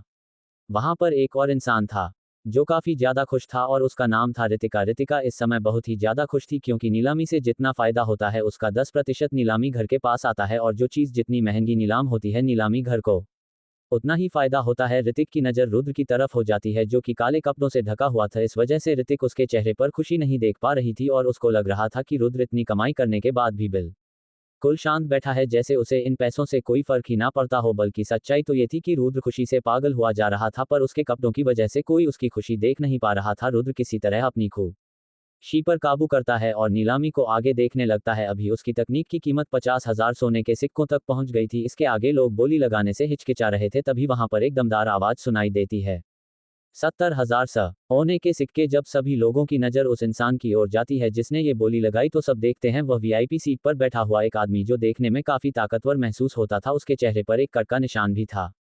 उसको देखकर लोगों में बातें शुरू हो जाती हैं, ये तो स्टोन सिटी के दूसरे सबसे ताकतवर ग्रुप का लीडर है। अगर राज फैमिली यहाँ पर नहीं होती तब टाइगर ग्रुप ही इस शहर पर राज करता और लीडर मयंक की जगह यह इस शहर का लीडर होता। रुद्र इन सभी बातों को सुनकर अपने मन ही मन कहता है, अच्छा तो यह है वो जिसके बारे में मुझे पिताजी ने कहा था, हमारे परिवार का सबसे बड़ा दुश्मन विक्रांत। अभी रुद्र यह सब बातें सोच ही रहा था तभी एक और आवाज वहां पर गूंज जाती है, विक्रांत इतनी भी क्या जल्दी है तुम्हें? अभी मुझे भी तो बोली लगानी है 1,00,000 सोने के सिक्के। वह आवाज पूरे नीलामी हॉल में काफी देर तक गूंजती रहती है। जब सब लोग पीछे मुड़कर देखते हैं तब उनको एक काफी हैंडसम आदमी नीलामी हॉल के अंदर आता हुआ दिखता है। ओ सेठ पिताजी, यह यहाँ पर अब मैं क्या करूं? अगर उन्होंने मुझे पहचान लिया तो क्या होगा? रुद्र काफी परेशान होने लगा था, क्योंकि जो आना अभी अंदर आ रहा था वह और कोई नहीं मयंक था। मयंक राज रुद्र का पिता। मयंक के आने से और इतनी बड़ी बोली लगाने से विक्रांत के चेहरे पर काफी ज्यादा नाराजगी आ जाती है, पर वह कुछ कर भी नहीं सकता था क्योंकि वह अभी नीलामी घर में था और नीलामी का नियम ये कहता है कि जो सबसे ज्यादा बड़ी बोली लगाएगा वह चीज उसकी ही होगी। इतनी बड़ी बोली के बाद और किसी ने आगे बोली नहीं लगाई। इसके बाद सब लोगों में बातें शुरू हो जाती है। पर मयंक इन सभी बातों पर ध्यान न देते हुए ऋतिक की तरफ देखा है। मयंक हल्की मुस्कुराहट के साथ ऋतिक की तरफ देखकर कहता है, ऋतिका शायद इसके आगे और कोई बोली नहीं लगाएगा तो तुम्हें फैसला सुना देना चाहिए र। छोटी ईतिका मयंक की मुस्कुराहट देखकर विक्रांत की तरफ देखती है, उसके बाद रुद्र की तरफ दिखती है, फिर कहती है, यह नीलामी 1 लाख सोने के सिक्कों में मयंक राज जीते हैं। ये सब सुनकर रुद्र काफी अजीब महसूस कर रहा था क्योंकि उसने जो तकनीक बेची थी वह उसी के पिता ने काफी ऊंची कीमत में खरीद ली और उसके पिता ने जो पैसे दिए थे उसका 10% नीलामी घर को मिलेगा और बाकी का उसके पास आएगा। उसको समझ नहीं आ रहा था कि वह रोए या फिर हंसे। रुद्र की ऐसी हालात देखकर उसके आचार्य को उस पर बड़ी हंसी आ रही थी और रुद्र अपने मन में आचार्य की हंसने की तेज आवाज काफी अच्छे से सुन सकता था, पर उसे समझ भी नहीं आ रहा था कि वह अभी क्या करें या फिर कर या कहे। तभी वह देखता है कि उसके पिता उसी के पास आकर उसके बगल वाली कुर्सी पर बैठ जाते हैं। रुद्र के पिता उस अनजान शख्स यानी कि रुद्र से बात करना तो चाहते थे, पर रुद्र उनको अनदेखा करने लगा क्योंकि वह नहीं चाहता था कि उसके पिता को इस बारे में कुछ पता चले कि वही रुद्र है। मयंक जब देखता है कि उसके सामने वाला उससे बात करने में बिल्कुल भी दिलचस्पी नहीं ले रहा है तब उनको अच्छा तो नहीं लगता है, पर वह फिर भी शांत रहता है। अभी जो भी कुछ हुआ था उसके बाद ऋतिक भी काफी हैरान थी। इस वजह से वह अपने ऊपर काबू करती है और सभी लोगों से कहती है, आज की आखिरी नीलामी का वक्त आ गया है। आज की आखिरी और सबसे कीमती चीज की नीलामी होगी जो है आकाश लेवल की तलवार। इतना कहकर ऋतिका जोर से ताली बजाती हैं, जिससे 2 लड़कियां एक बड़ी सी थाली को स्टेज पर लेकर आ जाते हैं। ऋतिका पास जाकर उसे थाई से कपड़े को हटती है और अपने हाथों से उस तलवार को उठाकर लोगों को दिखाती है। वह सफेद रंग की एक बेहद ही खूबसूरत तलवार थी जो हल्की हल्की चमक भी रही थी। ये तलवार एक आकाश लेवल का हथियार है जिसकी मजबूती और ताकत के बारे में तो मुझे बताने की भी जरूरत नहीं हाँ है। तो इसकी नीलामी शुरू करते हैं। इस तलवार की नीलामी शुरू होगी 50,000 सोने के सिक्कों से और हर नीलामी में 5,000 सोने के सिक्कों की वृद्धि होगी। तो चलिए नीलामी शुरू करते हैं। दिव्या ड्रैगन की तलवार। रुद्र, सच में तुम्हारी किस्मत काफी कमल की है। कुछ भी हो जाए तुम्हें इस तलवार को किसी भी कीमत पर खरीदना है, चाहे उसके लिए तुम्हें कितनी भी कीमत देनी पड़े। आचार्य उस सफेद रंग की चमकती हुई तलवार को देखकर रुद्र से कहते हैं और एक बार फिर से रुद्र आचार्य की बात सुनकर हैरान रह जाता है। आचार्य, हमारे पास बस 90,000 सोने के सिक्के हैं जो कि हमें अभी तक नहीं मिले हैं, तो फिर मैं इस तलवार को कैसे खरीद सकता हूं जिसकी कीमत 50,000 सोने के सिक्कों से शुरू हुई है। अभी तुम शांत रहो, जो कहना होगा मैं खुद कह दूं, बस तुम अपनी जगह से हिलना मत। आचार्य रुद्र को समझाते हुए उसे कहते हैं और रुद्र भी उनकी बात समझ जाता है। इस समय तलवार की नीलामी में बस 3 लोग शामिल थे, मयंक, विक्रांत और इस शहर का सबसे बड़ा व्यापारी जिसका नाम क्या है ये कोई नहीं जानता। ये तीनों धीरे धीरे अपनी बोली की कीमत बढ़ते ही चले जा रहे थे। 60,000 सोने के सिक्के, 70,000 सोने के सिक्के, 75,000 सोने के सिक्के, 80,000 सोने के सिक्के, 1 लाख सोने के सिक्के, 1,05,000 सोने के सिक्के। इसी तरह से देखते ही देखते कीमत 1 लाख से भी ऊपर चली गई और आखिर में उस व्यापारी ने 2 लाख सोने के सिक्कों की बोली लगा दी।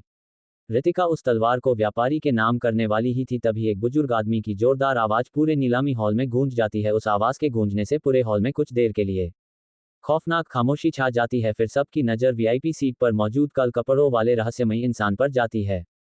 मैं इस तलवार के बदले ब्रह्मांड लेवल की एक गोली दूंगा। उसकी आवाज़ इतनी भी तेज नहीं थी, पर उसकी आवाज़ में शक्तियां भी मौजूद थी। इस वजह से जिसने भी यह आवाज़ सुनी वह उस इंसान की शक्तियों को समझ सकता था कि वह कितनी ज़्यादा ताकतवर थी। इस वजह से पूरे हॉल में एक खौफनाक शांति छाई हुई थी और कोई भी कुछ बोलने की हिम्मत भी नहीं कर रहा था। ऋतिका, क्या अब आप कुछ कहेगी? वैसे भी एक आकाश लेवल के हथियार के बदले ब्रह्मांड लेवल की एक गोली कोई बुरा सौदा नहीं है, बल्कि इससे आपको ही फायदा होगा, तो बताए। इतना कहकर आचार्य शांत हो जाते हैं। हाँ, बिल्कुल, इससे मुझे क्या परेशानी होगी, ये तो मेरे लिए फायदे का सौदा है और वैसे भी इससे बड़ी बोली यहाँ पर और कोई लगा भी नहीं सकता है, तो एक ब्रह्मांड गोली के बदले ये तलवार आपकी हुई। इसके बाद आचार्य रुद्र से कहते हैं, जांच वाले कमरे में दोबारा चलो। रुद्र भी आचार्य की बात सुनकर बिना कुछ कहे उस कमरे में चल देता है जहां पर वह नीलामी में शामिल होने से पहले आया था। ऋतिका अभी रुद्र से कुछ कहने वाली थी, उससे पहले ही रुद्र ऋतिक को अनदेखा करके नीलामी हॉल से बाहर निकल जाता है। जब वह नीलामी हॉल से बाहर निकलता है तब जाकर हॉल में मौजूद सभी लोग चैन की सांस लेते हैं, क्योंकि उनको रुद्र से काफी ज्यादा डर लग रहा था। रुद्र अभी बैठा इंतजार कर ही रहा था, तभी उसे दरवाजा खुलने की आवाज आती है। रुद्र जब पीछे मुड़कर दिखता है तो ऋतिका उसकी तरफ ही आ रही थी और उसके पीछे वह बुजुर्ग भी था जिससे रुद्र की पहले मुलाकात हुई थी। उसके बाद ऋतिक अपनी कुर्सी पर बैठकर एक घंटी बजती है, जिससे 2 लड़के एक बड़े से टेबल को जिस पर पत्थर की तलवार रखी हुई थी लाते हैं और उनके पीछे ही 2 लड़कियां एक बड़ी सी थाली में सफेद रंग की चमकती हुई तलवार को लाती है और उनके पीछे एक और लड़की आ रही थी जिसके हाथ में एक छोटी सी थाली थी। ऋतिका अपनी जगह से उठकर छोटी थाली से कपड़ा हटाती है, उसमें से एक गोल्डन कार्ड उठाकर रुद्र की तरह बढ़ा देती है। बुजुर्ग, यह आपका कार्ड, इसमें आपकी नीलाम में खर्च हुए पैसों को काटने के बाद बाकी सारे बचे हुए पैसे हैं और यह रही आपकी दोनों तलवार है। अभी ऋतिका ये सब कह रही थी तभी रुद्र उसकी तरफ एक कांच की बोतल फेंक देता है। रितिका जब उस बोतल को पकड़कर देखती है तो उसमें एक गोली दिखती है और ऋतिक समझ जाती है कि यह ब्रह्मांड गोली है। रितिका उस रहस्यमयी बुजुर्ग से और भी कुछ कहना चाहती थी, पर वह देखी है कि उस बुजुर्ग के हाथ हिलाने से ही वह दोनों तलवारें अपनी जगह से गायब हो जाती हैं और वह बुजुर्ग वहां से निकल जाता है। उसके बाद ऋतिक अपने पीछे खड़े हुए बुजुर्ग से कहती है, बुजुर्ग इस गोली की जांच करिए कि यह असली है भी या नहीं। दूसरी तरफ आचार्य रुद्र को हवा उड़ते हुए एक बार फिर से जंगल में ले जाते हैं। आचार्य अभी हमें जड़ी बूटियां भी लेनी है। रुद्र बस यही चिल्लाते हुए जा रहा था, पर आचार्य उसकी बात का जवाब अब ही नहीं दे रहे थे। कुछ देर बाद वह दोनों जंगल में पहुंच जाते हैं। उसके बाद आचार्य वह दोनों तलवार निकलते हैं, जिसमें से एक सफेद रंग की चमकती हुई तलवार थी तो दूसरी पत्थर की टूटी हुई तलवार। आचार्य, ये दोनों तलवारें, क्या आप इन दोनों के बारे में कुछ जानते हैं? हाँ, बहुत ही अच्छे से आचार्य। इसका मतलब ये टूटी हुई तलवार सच में दिव्या ड्रैगन की तलवार है। ये दोनों तलवारें दिव्या ड्रैगन की तलवारें हैं। इतना कहकर आर्य अपना हाथ हिलाकर एक पत्थर की टूटी हुई तलवार का हिस्सा निकलते हैं, जो कि तलवार का निचला हिस्सा था। आचार्य, ये तो इस तलवार का दूसरा हिस्सा है ना? रुद्र काफी ज्यादा हैरान होते हुए आचार्य से पूछता है, पर इस बात का आचार्य कोई भी जवाब नहीं देते हैं और दोनों पत्थर की तलवारों के टुकड़ों को जोड़ने की कोशिश करते हैं। काफी मेहनत के बाद आखिर में वह टुकड़े जुड़ जाते हैं और एक काले रंग के पत्थर की तलवार में बदल जाते हैं। फिर आचार्य सफेद रंग की तलवार को उठाकर उस काले रंग की तलवार में जोड़ने लगते हैं और साथ ही में रुद्र से कहते हैं, काले रंग की तलवार शरीर है और यह सफेद रंग की तलवार इस शरीर की आत्मा। आचार्य, इसका मतलब किसी हथियार की भी कोई आत्मा हो सकती है? रुद्र काफी हैरान था, क्योंकि उसने आज तक किसी हथियार की आत्मा के बारे में नहीं सुना था। आचार्य हंसते हुए रुद्र से कहते हैं, आम हथियारों में तो नहीं, पर ताकतवर छोटी यारों में उनकी खुद की समझ होती है और सबसे ज्यादा ताकतवर हथियारों में उनकी खुद की आत्मा। और रही बात इस तलवार की, तो ये तो एक दिव्य तलवार है, तो ये तो सबसे ज्यादा ताकतवर होनी ही थी। कहानी में आगे जानने के लिए सुनते रहिए लॉर्ड ऑफ ड्रैगन, सिर्फ और सिर्फ स्टोरीज फॉर योर चैनल पर। एपिसोड 11, लावे की बनी हुई दिव्या तलवार। काफी देर तक आचार्य अपनी शक्तियों से उस तलवार को जोड़ते रहे। जैसे जैसे वह दोनों तलवारें जुड़ रही थी, वैसे वैसे उस काले रंग की पत्थर की तलवार का रंग लाल रंग में बदलता जा रहा था। काफी देर की मेहनत करने के बाद आचार्य आखिरकार उन दोनों तलवारें को एक दूसरे से जुड़ ही देते हैं। अब देखने में वह तलवार ऐसी लग रही थी जैसे वह लावे से बनी हो। देखने में पूरी लाल रंग की तलवार ऐसा भी लग रहा था जैसे उसमें लावा बह रहा हो। आचार्य, शरीर और आत्मा मिलने के बाद ये तलवार एक दिव्या तलवार में बदल गई है क्या? छोटे उद्रलाल रंग की चमकती हुई तलवार को देखते हुए आचार्य से पूछता है, क्योंकि उसे इस मामले में और कुछ भी नहीं पता था।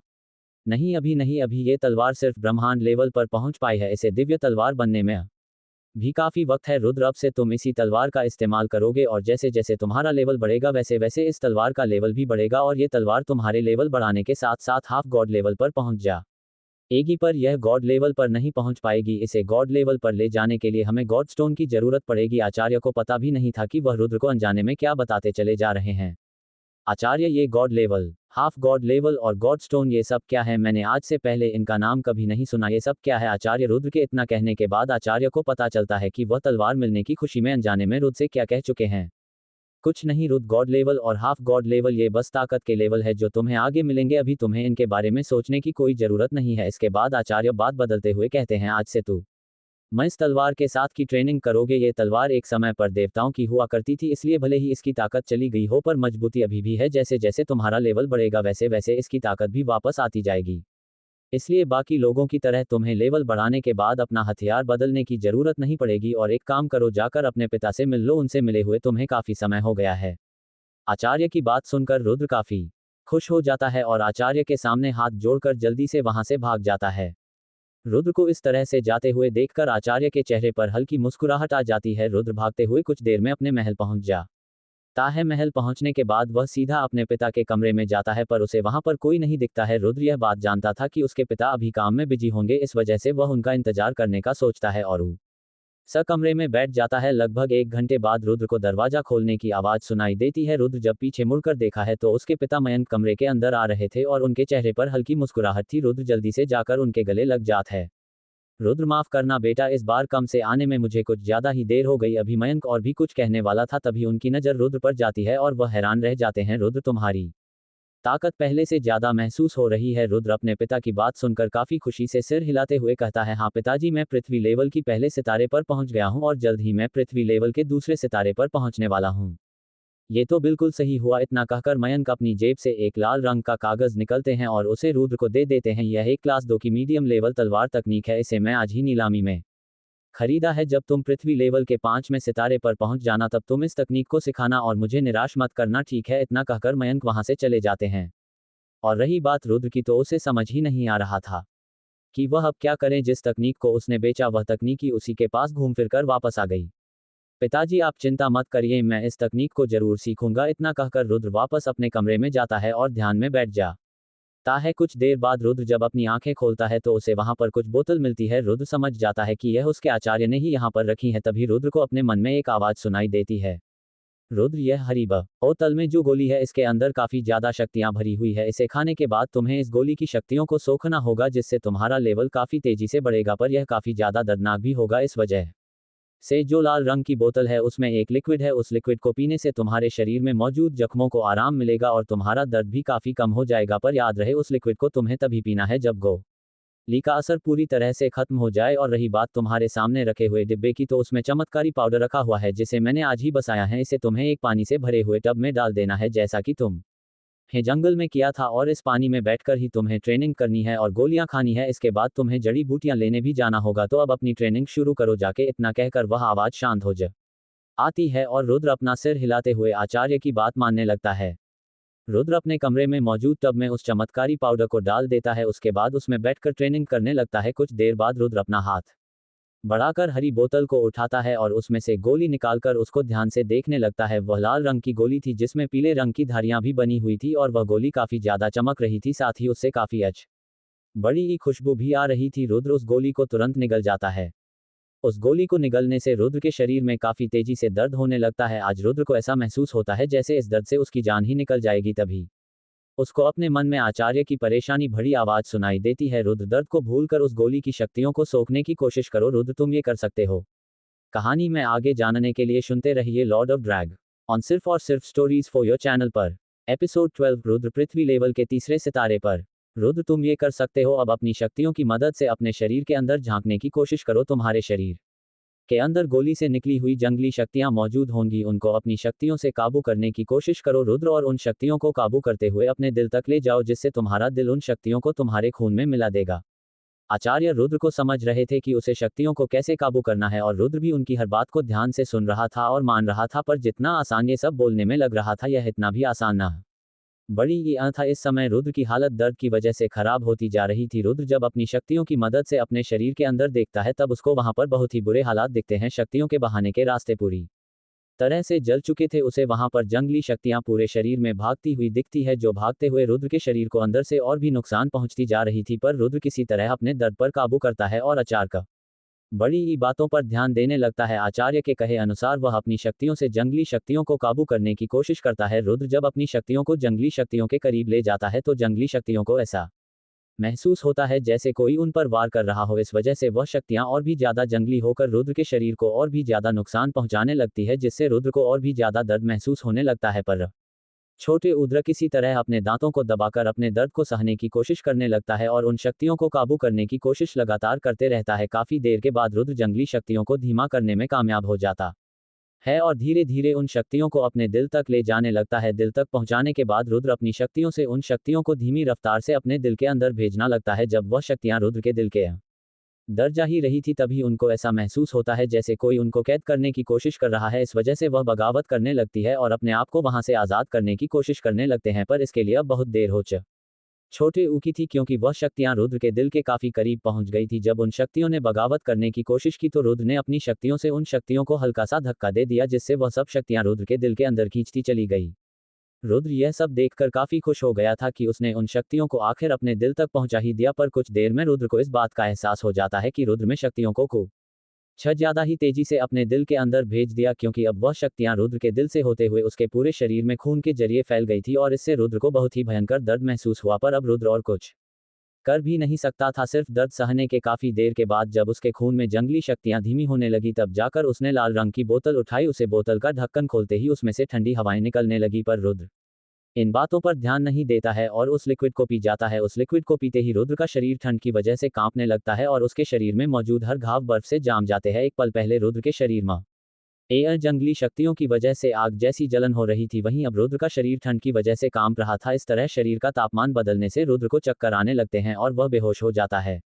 दूसरे दिन सूरज की बड़े ऊपर जब रुद्र के चेहरे पर पड़ती है तब उसकी आंखें धीरे धीरे खुलने लगती हैं। जब रुद्र उठकर बिस्तर पर बैठता है तभी उसे कल रात को हुआ हर वाक्य याद आ जाता है। मैं यहाँ बिस्तर पर क्या कर रहा हूँ, मैं तो ट्रेनिंग कर रहा था ना। तभी उसे खिड़की से आचार्य की आवाज सुनाई देती है। सच में कमाल है रुद्र, तुम ट्रेनिंग में कामयाब रहे, पर अगली बार इस तरह की बेवकूफ़ी मत करना जो तुमने इस बार की थी। तुम्हें पता भी है अगर कोई जम गली शक्तियों को सीधा अपने दिल में भेजे तो उसकी जान भी जा सकती है। अगर सही समय पर मैं तुम्हारी शक्तियों को काबू न करता तो वह शक्तियां तुम्हारे खून में मौजूद एक जहर की तरह काम कर सकती थी और तुम बहुत दर्द नाक मौत मरते। आचार्य खिड़की से अंदर आते हुए रुद्र से कहते हैं। और रुद्र भी उनकी बातों को सुन रहा था और समझ भी रहा था कि उसने बहुत बड़ी गलती कर दी थी। खून में मौजूद शक्तियों को आचार्य ने सही समय पर धीमा कर दिया, वरना उसकी जान भी जा सकती थी।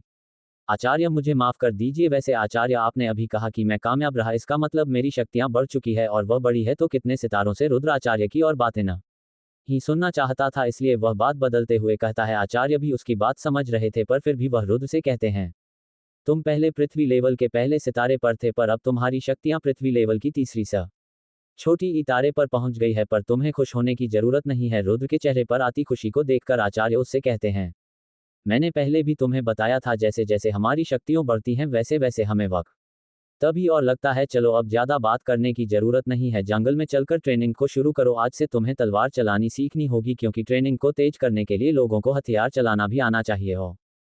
तुम्हारे पास तो एक दिव्या तलवार है, पर एक और बात मैं तुम्हें याद दिला दूं, किसी को भी मत बताना कि तुम्हारे पास दिव्या तलवार है, क्योंकि अगर लोगों को इस बारे में पता चला तो तुम्हारी जान को बहुत बड़ा खतर हो जाएगा। आचार्य रुद्र को चेतावनी देते हुए उसे कहते हैं, पर आचार्य, अगर किसी ने इस तलवार को पहचान लिया तो आखिर दिव्या तलवार को कोई ना कोई तो पहचानता ही होगा, जैसे कि आपने इसे पहचान लिया था। रुद्र आचार्य से सवाल करते हुए उनसे पूछता है। हाँ, इसे लोग पहचान तो सकते हैं, पर सिर्फ वही लोग जिनकी उम्र बहुत ही ज्यादा है, और ताकत बढ़ाने के साथ साथ लोगों की उम्र भी बढ़ती है, तो जिन लोगों की उम्र ज्यादा है उन लोगों की ताकत भी ज्यादा होगी, और ऐसे लोग क्लाउड लैंड में तो नहीं हो सकते। कहानी में आगे जानने के लिए सुनते रहिए लॉर्ड ऑफ ड्रैगन, सिर्फ और सिर्फ स्टोरीज फॉर योर चैनल पर। एपिसोड 13, शक्तियों के भी अलग अलग लेवल। ऐसे लोग क्लाउड लैंड में मौजूद नहीं है, इसलिए तुम्हें घबराने की जरूरत नहीं है। इसलिए कोई इस तलवार को पहचानेगा तो नहीं, पर तुम इसके बारे में किसी को मत बताना। रुद्र की बात सुनकर आचार्य उसको एक बार फिर से चेतावनी देते हुए कहते हैं, और रुद्र भी आचार्य की बात मान जाता है।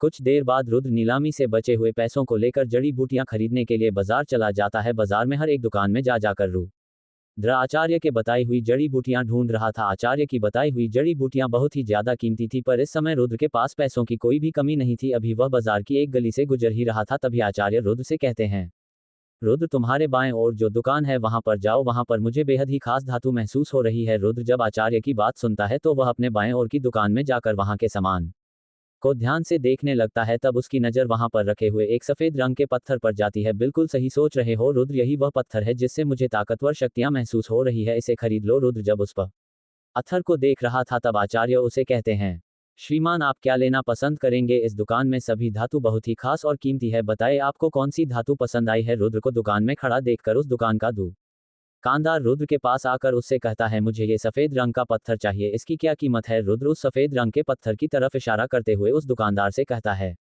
श्रीमान, ये पत्थर कोई आम पत्थर नहीं है, इस पत्थर का नाम है बर्फीला पत्थर, जो बर्फीले पहाड़ों के नीचे कई सौ सालों की बर्फीली शक्तियों को सोखने के बाद बनता है, इसलिए इसकी कीमत 10 सोने के सिक्के होगी। वह दुकानदार रुद्र की कम उम्र देखकर उससे ज्यादा कीमत लेने की वजह से उससे कहता है, सच में ये दुकानदार तो बड़ा ही बेवकूफ़ है, ये कोई बर्फीला पत्थर नहीं बल्कि सूर्य पत्थर है। ये पत्थर बर्फीले पहाड़ों के ऊपर सूरज की धूप सोखने की वजह से बनता है, और इसकी कीमत 1 लाख सोने के सिक्कों से भी ऊपर होगी। उस दुकानदार की बात सुनकर आचार्य रुद्र से कहते हैं, आचार्य की बात सुनना रुद्र काफी ज्यादा खुश और हैरान हो जाता है।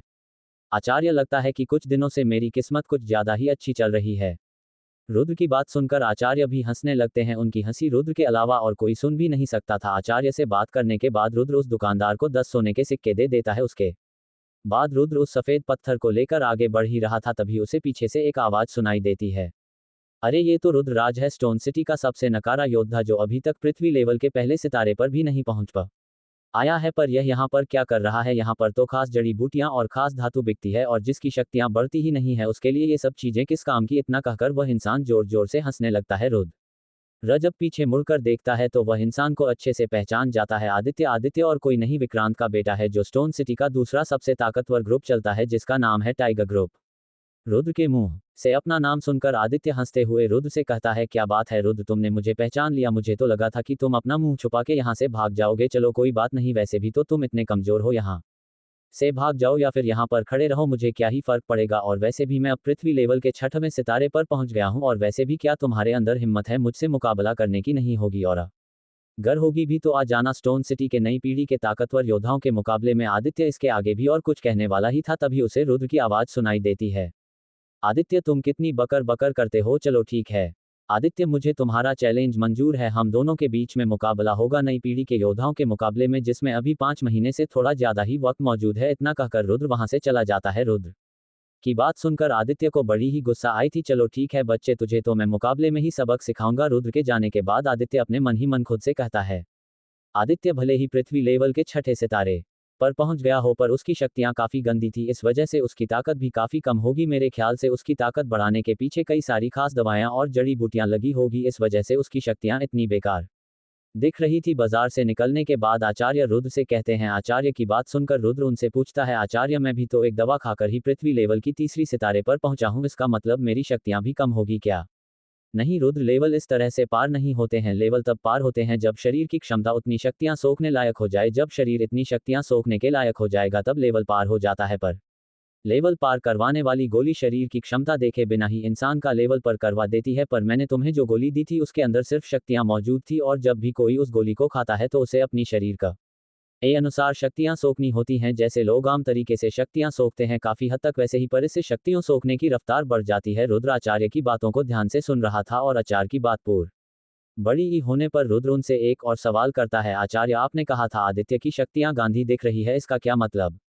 रुद्र, शक्तियां भी 4 प्रकार की होती हैं, कीचड़, मटमैली, जल और दिव्याहर। आम इंसान की शक्ति यहाँ कीचड़ की तरह होती है, इस वजह से उनके शरीर में ज्यादा ताकत नहीं होती। उसके बाद आती है मटमैली शक्तियां, जिनके अंदर ताकत तो होती है पर ज्यादा नहीं, और आदित्य की शक्तियां मटमैली ही थी। उसके आगे आती है जल शक्तियां, जो इंसानों में सबसे ज्यादा शुद्ध शक्तियां होती हैं। शुद्ध शक्ति होती हैं जो भी लोग अपनी मेहनत से अपनी ताकत बढ़ाते हैं, उनके अंदर जल शक्ति ही होती है, जैसे कि तुम्हारे पिता मयंक, और उससे ऊपर होती है दिव्य शक्तियां, जो सिर्फ देवताओं के अंदर मौजूद होती हैं।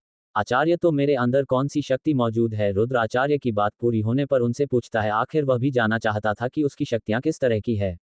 रुद्र, तुम्हारी शक्तियां दिव्य शक्तियां हैं। कहानी में आगे जानने के लिए सुनते रहिए लॉर्ड ऑफ ड्रैगन, सिर्फ और सिर्फ स्टोरीज फॉर योर चैनल पर। एपिसोड 14, जंगल में 2 महीनों की ट्रेनिंग। रुद्र, तुम्हारे अंदर दिव्य शक्तियां हैं। जैसे जैसे तुम्हारी शक्तियां और बढ़ती जाएगी वैसे वैसे तुम्हारी शक्तियां और भी शुद्ध होती जाएंगे, जिससे तुम्हारी ताकत भी बढ़ेगी और कोई तुम्हारे लेवल भी नहीं देख पाएगा। आचार्य अपने मन ही मन ये सब सोचते हैं। बताए ना आचार्य, मेरी शक्तियां किस तरह की है? रुद्र आचार्य को खामोश देखकर एक बार फिर से उनसे पूछता है। तुमने अभी अभी ट्रेनिंग शुरू की है, इस वजह से तुम्हारी शक्तियों का अंदाजा फिलहाल नहीं लगाया जा सकता, तो बाद में तुम्हें इस बारे में पता जरूर चल जाएगा। वैसे भी हमने कई सारी खास जड़ी बूटियां खरीद ली है, तो अब हमें जंगल में चलना चाहिए। रुद्र, एक काम करो, अब से तुम 2 महीनों के लिए जंगल में ही रहोगे और ट्रेनिंग करोगे, इसलिए महल जाकर अपनी जरूरत का सामान ले लो। इतना कहकर आचार्य एक बार फिर से खामोश हो जाते हैं। आचार्य रुद्र आचार्य को बुलाता तो है पर उसे कोई भी जवाब नहीं मिलता। जब रुद्र को ये बात महसूस हो जाती है कि आचार्य वहां से जा चुके हैं, तब वह पैर पटकते हुए महल जाने के अलावा और कुछ कर भी नहीं सकता था। आचार्य कभी भी मेरी नहीं सुनते हैं, बस अपना हुक्म सुनते हैं और गायब हो जाते हैं। रुद्र यह सब खुद से कहते हुए महल की तरफ चला जाता है और अपना सामान लेकर कुछ समय में ही जंगल में वापस लौट आता है। जंगल में आते ही उसे झरने के पास एक लाल रंग की चमकती हुई तलवार जमीन में गड़ी हुई दिखती है। देखने में ऐसा लग रहा था जैसे उस तलवार से लावा बह रहा हो। तभी रुद्र को एक आवाज सुनाई देती है। अब से तुम 2 महीने तक लगातार तलवारबाजी की तैयारी करोगे, जिससे तुम अपनी शक्तियों पर और भी अच्छी तरह काबू कर पाओगे, क्योंकि शक्तियां काबू करने के लिए हमें हथियार चलाने का अनुभव भी होना चाहिए। यह आवाज सुनकर रुद्र आसमान की तरफ देखता है तो उसे वहां से एक बुजुर्ग हवा से नीचे आता हुआ दिखते हैं। वह सीधा जाकर रुद्र के सामने खड़ा हो जाता है और उससे कहता है, जाओ जाकर उस तलवार को उठाकर देखो। आचार्य रुद्र को दिव्या तलवार की तरफ इशारा करते हुए कहते हैं और रुद्र भी अपना सिर हिलाते हुए उस तलवार की तरफ चल देता है। पास जाकर रुद्र महसूस करता है कि उस तलवार से हल्की गर्माहट निकल रही है। जब रुद्र उस तलवार को उठाकर दिखता है तब उसे पता चलता है कि वह तलवार असल में कितनी भारी थी। आचार्य, इस तलवार का वजन लगभग 100 किलो तो होगा ही। आखिर मैं इस तलवार को उठाकर ट्रेनिंग कैसे करूंगा? इतना वजन उठाने से तो मेरी जान ही निकल जाएगी। रुद्र उस तलवार को उठाने के बाद दोबारा से जमीन में पटक देता है, फिर आचार्य से कहता है, मुझे इससे कोई फर्क नहीं पड़ता तुम्हें इससे ट्रेनिंग करनी होगी, इसका मतलब इससे ही ट्रेनिंग करनी होगी, अब से तुम 24 घंटे इस तलवार के साथ ही मुझे दिखने चाहिए। इतना कहकर आचार्य रुद्र को एक क्लास 2 की तलवार तकनीक देते हैं। आचार्य हमन ए जिस तकनीक की नीलामी की थी पिताजी ने वह तलवार तकनीक मुझे सिखाने के लिए दी है और अब मैं वही सीखना चाहता हूँ। रुद्र हिचकिचाते हुए आचार्य से कहता है, तुम्हें हिचकिचाने की जरूरत नहीं है रुद्र, ठीक है, वैसे बड़ी ही तुम्हारी ताकत के हिसाब से क्लास 2 की तकनीक ही तुम्हारे लिए सही रहेगी, चाहे वह कोई भी तकनीक क्यों ना हो, जाओ जाकर उसकी तैयारी करो। इतना कहकर आचार्य खास जड़ी बूटियां से दवाएं बनाना शुरू कर देते हैं और दूसरी तरफ रुद्र अपनी क्लास 2 की मीडियम लेवल तकनीक जिसका नाम था तत्वों की तलवार, इस तकनीक को सिखाने वाला अपने सामने वाले की तत्वों की शक्ति को काबू कर सकता है और उसकी शक्तियों का तोड़ निकालकर उस पर वार कर सकता है। रुद्र कई दिनों तक इस तकनीक को सीखता रहा। पहले तो उसे भारी तलवार को इस्तेमाल करने में काफी परेशानी होती थी, पर वक्त के साथ साथ रुद्र को उस तलवार की आदत भी पड़ने लगी। कई बार वह जंगल में मौजूद जंगली जानवरों से मुकाबला करता और तलवारबाजी की तैयारी करता। बस इन्हीं दोनों कामों में रुद्र की जिंदगी कट रही थी। अब रुद्र पृथ्वी लेवल के चौथे सितारे पर पहुंच गया था और उसे लड़ाई का काफी अनुभव भी हो गया था और उसकी शक्तियों की शुद्धता भी काफी बढ़ गई थी, जिससे वह किसी 6 सितारों वाले पृथ्वी लेवल के योद्धा से भी मुकाबला कर सकता था। एक दिन आचार्य रुद्र को अपने पास बुलाते हैं और उससे कहते, रुद्र जाओ जाकर सुनहरे शेर का शिकार करके लाओ। इसके 2 दिन बाद रुद्र जंगल के अंदर की तरफ चलता चला जा रहा था। सुनहरा शेर काफी कम पाए जाने वाले जानवर होते हैं जो घने जंगल वाले इलाके में रहते हैं। इस वजह से रुद्र जंगल के सबसे घने पड़े पौधों वाले इलाके में जा रहा था। काफी देर तक चलने के बाद और पूरी जंगल में इधर से उधर घूमने के बाद भी रुद्र को कहीं पर भी किसी सुनहरे शेर का सुराग नहीं मिला। रुद्र काफी थक गया था, इसलिए वह आराम करने के लिए वहां पर नीचे बैठ जाता है। कुछ देर आराम करने के बाद जब वह दोबारा से सुनहरे शेर की खोज में निकलने वाला था, तभी उसे एक दहाड़ने की आवाज सुनाई देती है। ये तो सुनहरे शेर की दहाड़ है। रुद्र जल्द बड़ी ही से उस तरफ भागता है जहां से यह आवाज आई थी। वह ऐसा बिल्कुल भी नहीं चाहता था कि वह सुनहरे शेर फिर से गायब हो जाए। वैसे भी सुनहरे शेर को ढूंढना बहुत ही मुश्किल काम होता है। रुद्र आगे की तरफ भागता चला गया, तब उसे कुछ दूरी पर एक जंगली हिरण मरा हुआ मिलता है। रुद्र को वहां पर सुनहरे शेर के पंजों के निशान भी मिल जाते हैं। रुद्र उन निशान का पीछा करते हुए आगे बढ़ने लगता है, तभी उसे जंगल के बीच में एक गुफा दिखती है। वह पंजों के निशान उसी के अंदर जा रहे थे। रुद्र भी धीमे कदमों से गुफा की तरफ बढ़ने लगा, तभी उसे पीछे से कुछ आवाज सुनाई देती है। जब रुद्र पीछे मुड़कर देखा है तो सुनहरे शेर उसके बिल्कुल पीछे ही खड़ा था। कहानी में आगे जानने के लिए सुनते रहिए लॉर्ड ऑफ ड्रैगन सिर्फ और सिर्फ स्टोरीज फॉर योर चैनल पर। एपिसोड 15 सुनहरे शेर से होता मुकाबला।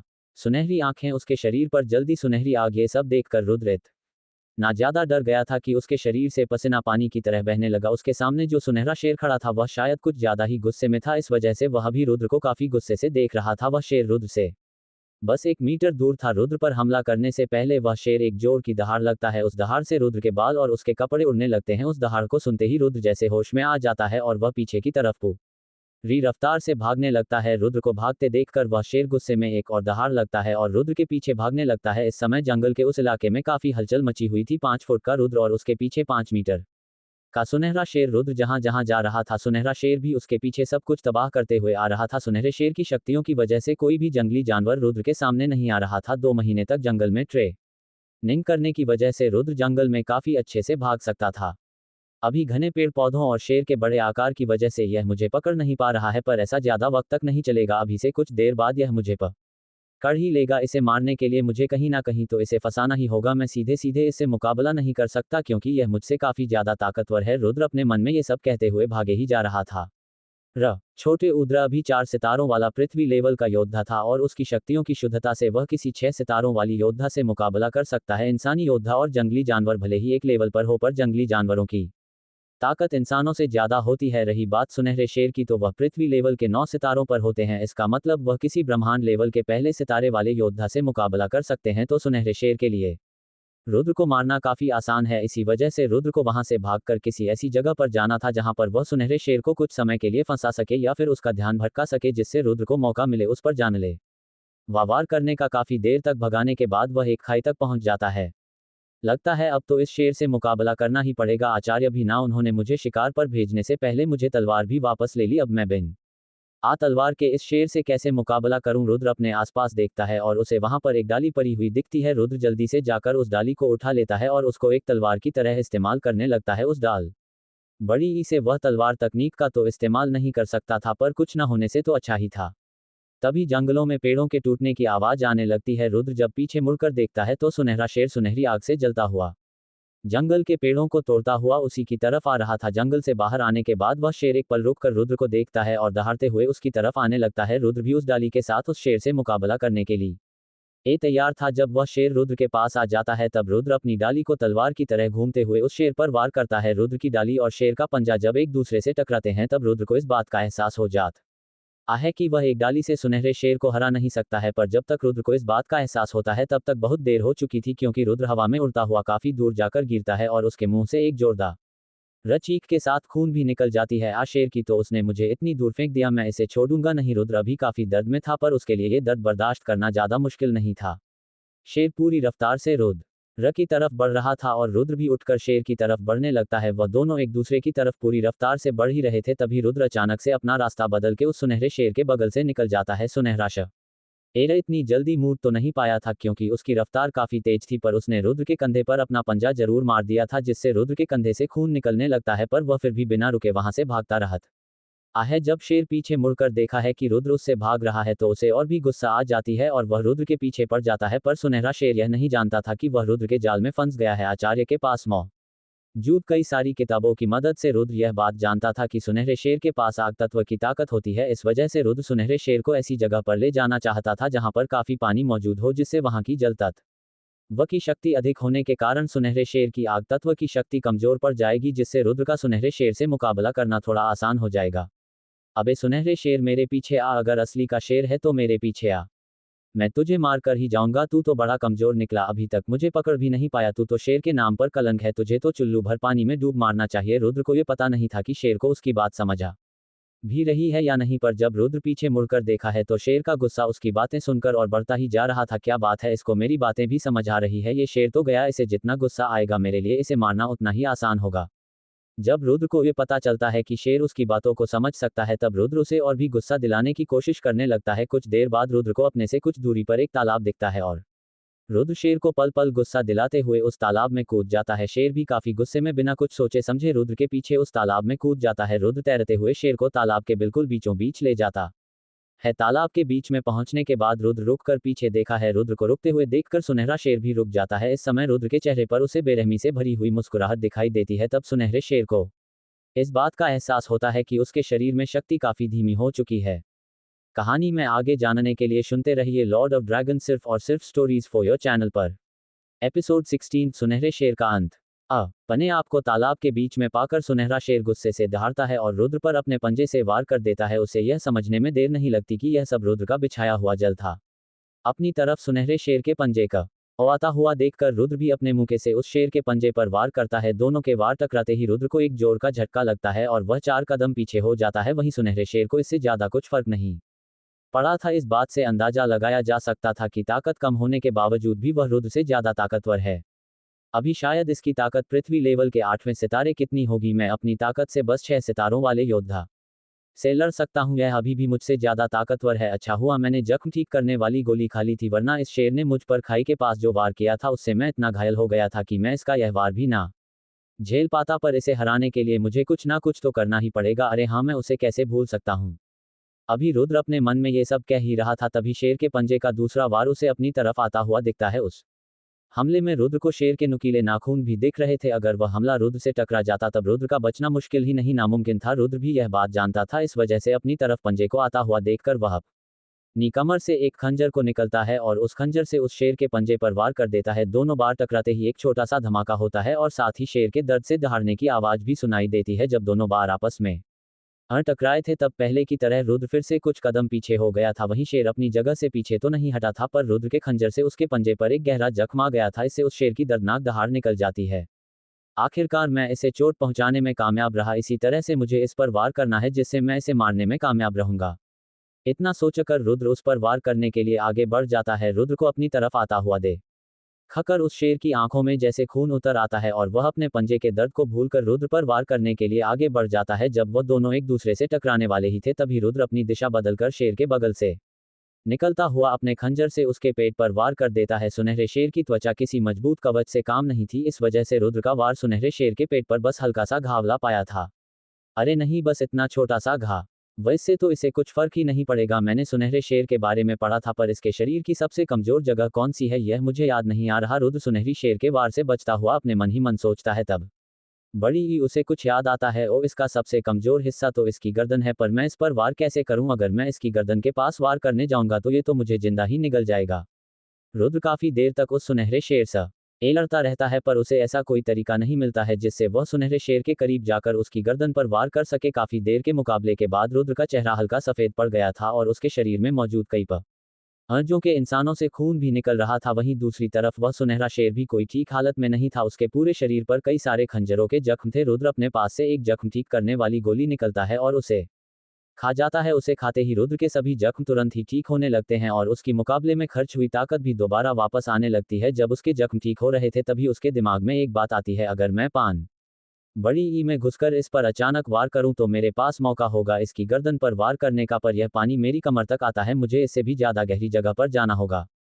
इतना सोचकर रुद्र वहां से भागने लगता है। रुद्र का भागता देखकर सुनहरा शेर गुस्से से दहाड़ता है और वह रुद्र के पीछे जाने लगता है। इतना घायल होने के बाद वह रुद्र को किसी भी हाल में जिंदा नहीं जाने देना चाहता था, चाहे इसके लिए उसको अपनी जान ही क्यों ना देनी पड़े। कुछ देर तक पानी में भागते भागते रुद्र अचानक से सुनहरे शेर के सामने से गायब हो जाता है। इस समय सुनहरा शेर तालाब के किनारे पर चट्टानों के बगल में खड़ा था। वह जगह तालाब में सबसे ज्यादा गहरी जगह थी। सुनहरा शेर 5 मीटर बड़ा था, पर तालाब के इस हिस्से में वह गर्दन तक डूबा हुआ था। उस जगह पर पानी बिल्कुल ही शांत था, बस शेर के चलने से हल्की लहरें बन रही थी। कुछ देर तक तो वहां पर कुछ भी अलग नहीं होता है, पर लगभग 10 मिनट के बाद सुनहरा शेर देखता है कि उसके आसपास का पानी हरे रंग का होने लगा है, साथ ही उस हरे पानी से शेर के जख्म भी ठीक होने लगे हैं। शेर का ध्यान अभी इस बात पर ही था, तभी उसको अपनी गर्दन में कुछ महसूस होता है और उसके आसपास का हरे रंग का पानी लाल रंग में बदलने लगता है और धीरे धीरे शेर की आंखें बंद होने लगती हैं और वह उसी तालाब में गिर जाता है। शेर के मरते ही उस तालाब से रुद्र बाहर निकलता है। तभी उसे एक आवाज सुनाई देती है, चमत्कारी पाउडर को पानी मिलाकर शेर के घाव भरने से उसका ध्यान भटकाना, उसके बाद सही मौका देखकर उसके सबसे कमजोर हिस्से यानी कि उसके गर्दन पर वार कर देना। क्या बात है रुद्र। कहानी आगे जानने के लिए सुनते रहिए लॉर्ड ऑफ ड्रैगन सिर्फ और सिर्फ स्टोरीज फॉर योर चैनल पर। एपिसोड 17 शिकार की असली वजह शक्ति पत्थर। यह आवाज सुनकर रुद्र आसमान की तरफ देखता है, तब उसे वहां पर एक बुजुर्ग आदमी हवा में उड़ता हुआ दिखता है जो उसकी ही तरफ देखकर मुस्कुरा रहे थे। आचार्य आप यहाँ पर, आप तो उस खास धातु से कुछ बनाने वाले थे ना जो हमें बाजार में मिली थी। रुद्र में तो हमेशा से तुम्हारे साथ ही था, फिर तुम इतनी खतरनाक ट्रेनिंग पर जो जा रहे थे। ट्रेनिंग आचार्य, क्या ये सब ट्रेनिंग थी? रुद्र काफी ज्यादा हैरान था क्योंकि उसने बिल्कुल भी नहीं सोचा था कि सुनहरे शेर को मारा ट्रेनिंग का हिस्सा होगा। हाँ छोटे उद्र, तुमने यह बात तो महसूस की होगी कि पृथ्वी लेवल का पहला सितारा तुमने काफी आसानी से पा लिया था, उसके बाद 2 और सितारे तुमने उस गोली की मदद से पा लिए थे, यानी कि 3 सितारे पाने में तुम्हें सिर्फ कुछ दिन लगे थे। पर इस जंगल में 2 महीने की ट्रेनिंग के बाद भी तुम अभी तक सिर्फ पृथ्वी लेवल के चौथे सितारे पर पहुंच पाए हो, यानी कि 2 महीने में सिर्फ एक सितारा। अगर तुम इसी तरह से ट्रेनिंग करते रहे तो तुम्हें पृथ्वी लेवल के 6 सितारे तक पहुंचने में लगभग 1 साल लग जाएगा और तुम्हारे पास मुकाबले के लिए अभी बस 3 महीने बचे हैं। जिंदगी और मौत के मुकाबला करने से लोगों की ताकत काफी तेजी से बढ़ती है। उसकी वजह यह है कि मुकाबले में लोग अपनी शक्तियों को शरीर में काफी तेजी से चलाते हैं और साथ ही जब किसी इंसान की शक्तियां उसके शरीर से खत्म हो जाती हैं, फिर वह ट्रेनिंग के जरिए अपनी शक्तियां दोबारा पाता है तो उसकी शक्तियां पहले से ज्यादा हो जाती हैं। आचार्य, इसका मतलब ये सुनहरा शेर बिना वजह मारा गया? रुद्र को ये बात समझ नहीं आ रही थी कि सिर्फ जिंदगी और मौत के मुकाबले के लिए किसी को मारना जरूरी क्यों था। अगर सिर्फ बात मुकाबले की थी तो फिर इससे मुकाबला करने के बाद रुद्र इस सुनहरे शेर को जिंदा भी छोड़ सकता था, पर उसने इसे मार दिया। रुद्र का मानना था कि जब तक जरूरत ना हो तब तक किसी को भी मारना नहीं चाहिए। रुद्र सिर्फ ट्रेनिंग बड़ी ही वजह नहीं है सुनहरे शेर को मारने की। रुद्र की बात सुनकर और उसके चेहरे पर मौजूद सवालों को समझकर आचार्य उसे कहते हैं, रुद्र तुम्हें इस सुनहरे शेर के नाखून दिख रहे हैं, इनसे काफी तेज तीर बनाए जा सकते हैं और उन तीरों का लेवल आकाश लेवल का होगा। साथ ही इससे ये 2 विशाल दांत, इनसे भी आकाश लेवल के खंजा बनाए जा सकते हैं और तुम इस शेर की मजबूत खाल को नहीं भूल सकते। इससे और बाजार में मिले हुए उसे कीमती धातु से एक ब्रह्मांड लेवल का कवच बनाया जा सकता है और सबसे कीमती चीज इस शेर का शक्ति पत्थर। इतना कहकर आचार्य कुछ पल के लिए शांत हो जाते हैं। शक्ति पत्थर? आचार्य, ये शक्ति पत्थर क्या होता है? मैंने आज तक इसका नाम कभी नहीं सुना। आचार्य को शांत देखकर रुद्र अपने मन की बेचैनी को रोक नहीं पाता है और आचार्य से अपने मन में मौजूद सवाल को पूछ लेता है। रुद्र की बेचैनी देखकर आचार्य मुस्कुराते हुए उससे कहते हैं, रुद्र क्या तुमने एक अभी ध्यान नहीं दिया कि जितने भी लोग यहाँ पर शिकार पर आते हैं इन सब का असली मकसद क्या होता है? सिर्फ जानवरों के नाखून या फिर खाल इतने भी ज्यादा जरूरी नहीं होते जिसके लिए लोग अपनी जिंदगी दांव पर लगा सके। सबका असली मकसद है शक्ति पत्थर पाना। शक्ति पत्थर एक ऐसा पत्थर होता है जो जंगली जानवरों के शरीर में होता है। उस पत्थर में उस जंगली जानवर की पूरी शक्तियां मौजूद होती है। जो भी जानवर जिस रैंक का होता है उसके अंदर मौजूद पत्थर में उस रैंक की ताकत होती है। और शक्ति पत्थर से कई सारे काम किए जा सकते हैं, जैसे कि गोलियां बनाना, हथियार बनाना, फॉर्मेशन बनाना, इसी तरह के और भी काम। आचार्य रुद्र को काफी ध्यान से हर चीज बताते हैं और समझते हैं। इसका मतलब आचार्य यहाँ पर जितने भी लोग शिकार पर आते हैं उनके लिए शिकार की असली वजह शक्ति पत्थर हासिल करना होता है। पर आचार्य, इस शक्ति पत्थर से आप क्या बनाएंगे? गोलियां, हथियार या फिर कोई फॉर्मेशन? आचार्य की बातें पूरी होने पर रुद्र उनसे कहता है। रुद्र की बात सुनकर आचार्य बस उसकी तरफ देखकर मुस्कुरा देते हैं और सुनहरे शेर की तरफ बढ़ जाते हैं। सुनहरे शेर के पास जाकर आचार्य अपना हाथ हिलाते हैं, जिससे वह विशाल सुनहरा शेर तुरंत ही गायब हो जाता है। सुनहरे शेर को गायब होता हुआ देखकर रुद्र काफी ज्यादा हैरान था, पर वह आचार्य से कुछ पूछता उससे पहले ही आचार्य उसे अपनी शक्तियों में लपेटते हैं और हवा में उड़ जाते हैं। कुछ देर बाद आचार्य रुद्र को उसी जगह पर ले आते हैं जहां पर रुद्र की ट्रेनिंग शुरू हुई थी। आचार्य रुद्र के साथ नीचे उतरते हैं और अपना हाथ हिलाकर सुनहरे शेर की लाश को भी बाहर निकाल लेते हैं। रुद्र, मैं यहाँ पर एक खास गोली बनाने वाला हूँ, तो कोई भी जंगली जानवर मुझे परेशान ना करें, इसका ध्यान रखना। इतना कहकर आचार्य अपने काम पर लग जाते हैं और रुद्र को पूरी तरह अनदेखा कर देते हैं।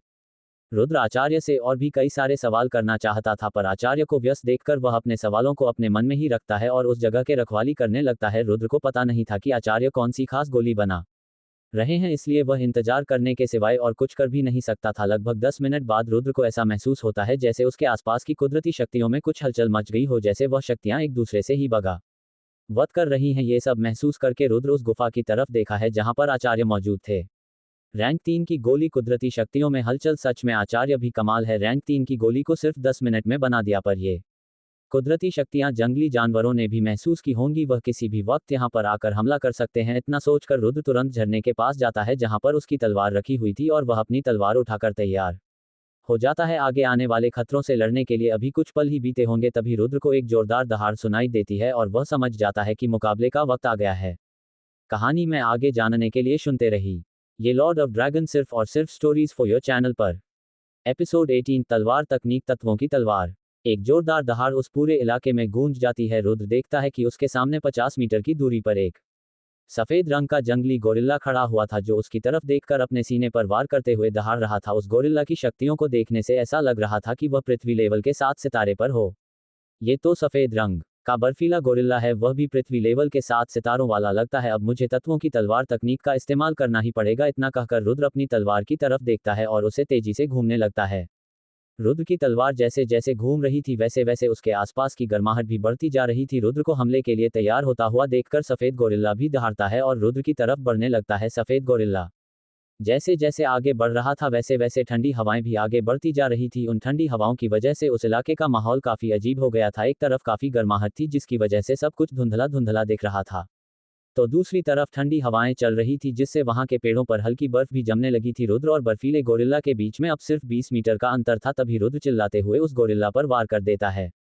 तत्वों की तलवार, इतना कहते ही रुद्र अपनी तलवार को गोरिल्ला की तरफ करते हुए उस पर वार कर देता है। रुद्र के वार करते ही उस तलवार से कई सारी छोटी छोटी तलवारें निकलती है जो उस गोरिल्ला की तरफ काफी रफ्तार से बढ़ रही थी। इस बात का अंदाजा लगाना मुश्किल था कि वह तलवार आग से बनी है या फिर बर्फ से।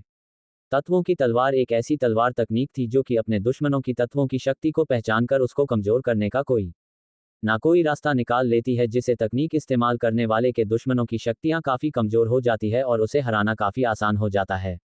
बर्फीला गोरिल्ला उन तलवारों को अपनी तरफ आता हुआ देखकर यह महस बड़े ऊसक करता है कि उसके शरीर में शक्तियां काफी धीमी हो गई है। अपनी शक्तियों को कमजोर पड़ता हुआ देखकर वह गोरिल्ला जंगल के एक पेड़ को उखाड़कर रुद्र के किए हुए हमले की तरफ फेंक देता है। उस पेड़ में वह गोरिल्ला काफी ज्यादा बर्फी शक्तियों को भी भर देता है। इस वजह से जब वह पेड़ और तलवार एक दूसरे से टकराती हैं तब एक जोर का धमाका होता है जिससे उस जगह पर गहरी दरारें पड़ जाती हैं। पर यह तो बस शुरुआत थी, वह सभी छोटी तलवारें उस पेड़ को खत्म करते हुए आगे बढ़ती रहती है। जब वह गोरिल्ला दिखता है कि उसका किया हुआ वार बेकार चला गया तो उसे काफी गुस्सा आती है, पर उसके पास इस वार से बचने का और कोई रास्ता भी नहीं था और वह आरे गोरिल्ला से जाकर टकरा जाती है, जिससे एक बार फिर से एक धमक सुनाई देता है और उस जंगल में सफेद रंग की धुंध सी फैल जाती है। कुछ देर बाद जब सफेद रंग की धुंध काम हो जाती है तब रुद्र को दिखता है कि वह गोरिल्ला पहले से काफी बुरी हालत में मौजूद था और वह काफी हद तक जल भी चुका था। इस समय उस गोरिल्ला की आंखों में पहले की तरह जानलेवा चमक नहीं बल्कि एक खौफनाक डर था। जब वह गोरिल्ला रुद्र की तरफ देखा है तब उसे रूह रुद्र से काफी खतरा महसूस होता है और वह जितना हो सके उतना जल्दी वहां से भाग जाता है। गोरिल्ला को भागता हुआ देखकर रुद्र काफी हैरान था। उसने कभी नहीं सोचा था कि वह इस तलवार तकनीक से एक ही बार में पृथ्वी लेवल के 7 सितारों वाले गोरिल्ला को डर कर भागने पर मजबूर कर देगा। पर रुद्र के लिए यह समय खुशियां मनाने का नहीं था, क्योंकि उसे यह महसूस हो गया था कि उसकी तरफ एक ताकतवर शक्ति बढ़ रही है। रुद्र जब उस तरफ देखा है तो उसे वहां पर काले रंग का एक विशाल अजगर दिखता है, जिसकी लंबाई लगभग 20 मीटर होगी। यह क्या काला अजगर? लगता है आज मेरी किस्मत बहुत ही खराब है, चलो इससे भी मुकाबला करते हैं। रुद्र निराशा से अपना सिर हिलाते हुए खुद से कहता है और मुकाबले के लिए तैयार हो जाता है।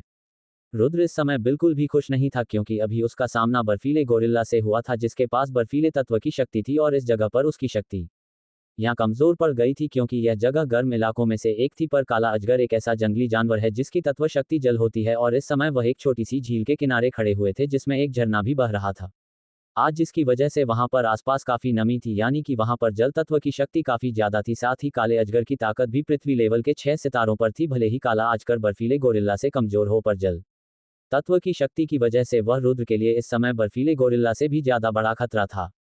तत्वों की तलवार तकनीक का इस्तेमाल करने की वजह से मेरी शक्तियां काफी हद तक काम हो चुकी हैं, इसलिए इसे मैं इतनी आसानी से नहीं हरा सकता। मेरी ताकत के हिसाब से तत्वों की तलवार तकनीक का इस्तेमाल मैं सिर्फ 2 बार और कर सकता हूं। फिलहाल मेरे पास लड़ने की और कोई तकनीक नहीं है, तो मुझे इसी का इस्तेमाल करना होगा। इतना सोच कर रुद्र एक बार फिर से तत्वों की तलवार तकनीक का इस्तेमाल करता है। रुद्र अपनी तलवार घुमाकर अजगर की तरफ इशारा करता है। इस समय रुद्र के आसपास काफी ज्यादा गर्माहट मौजूद थी। वह अजगर की तरफ देखता है और चिल्लाता है, तत्वों की तलवार।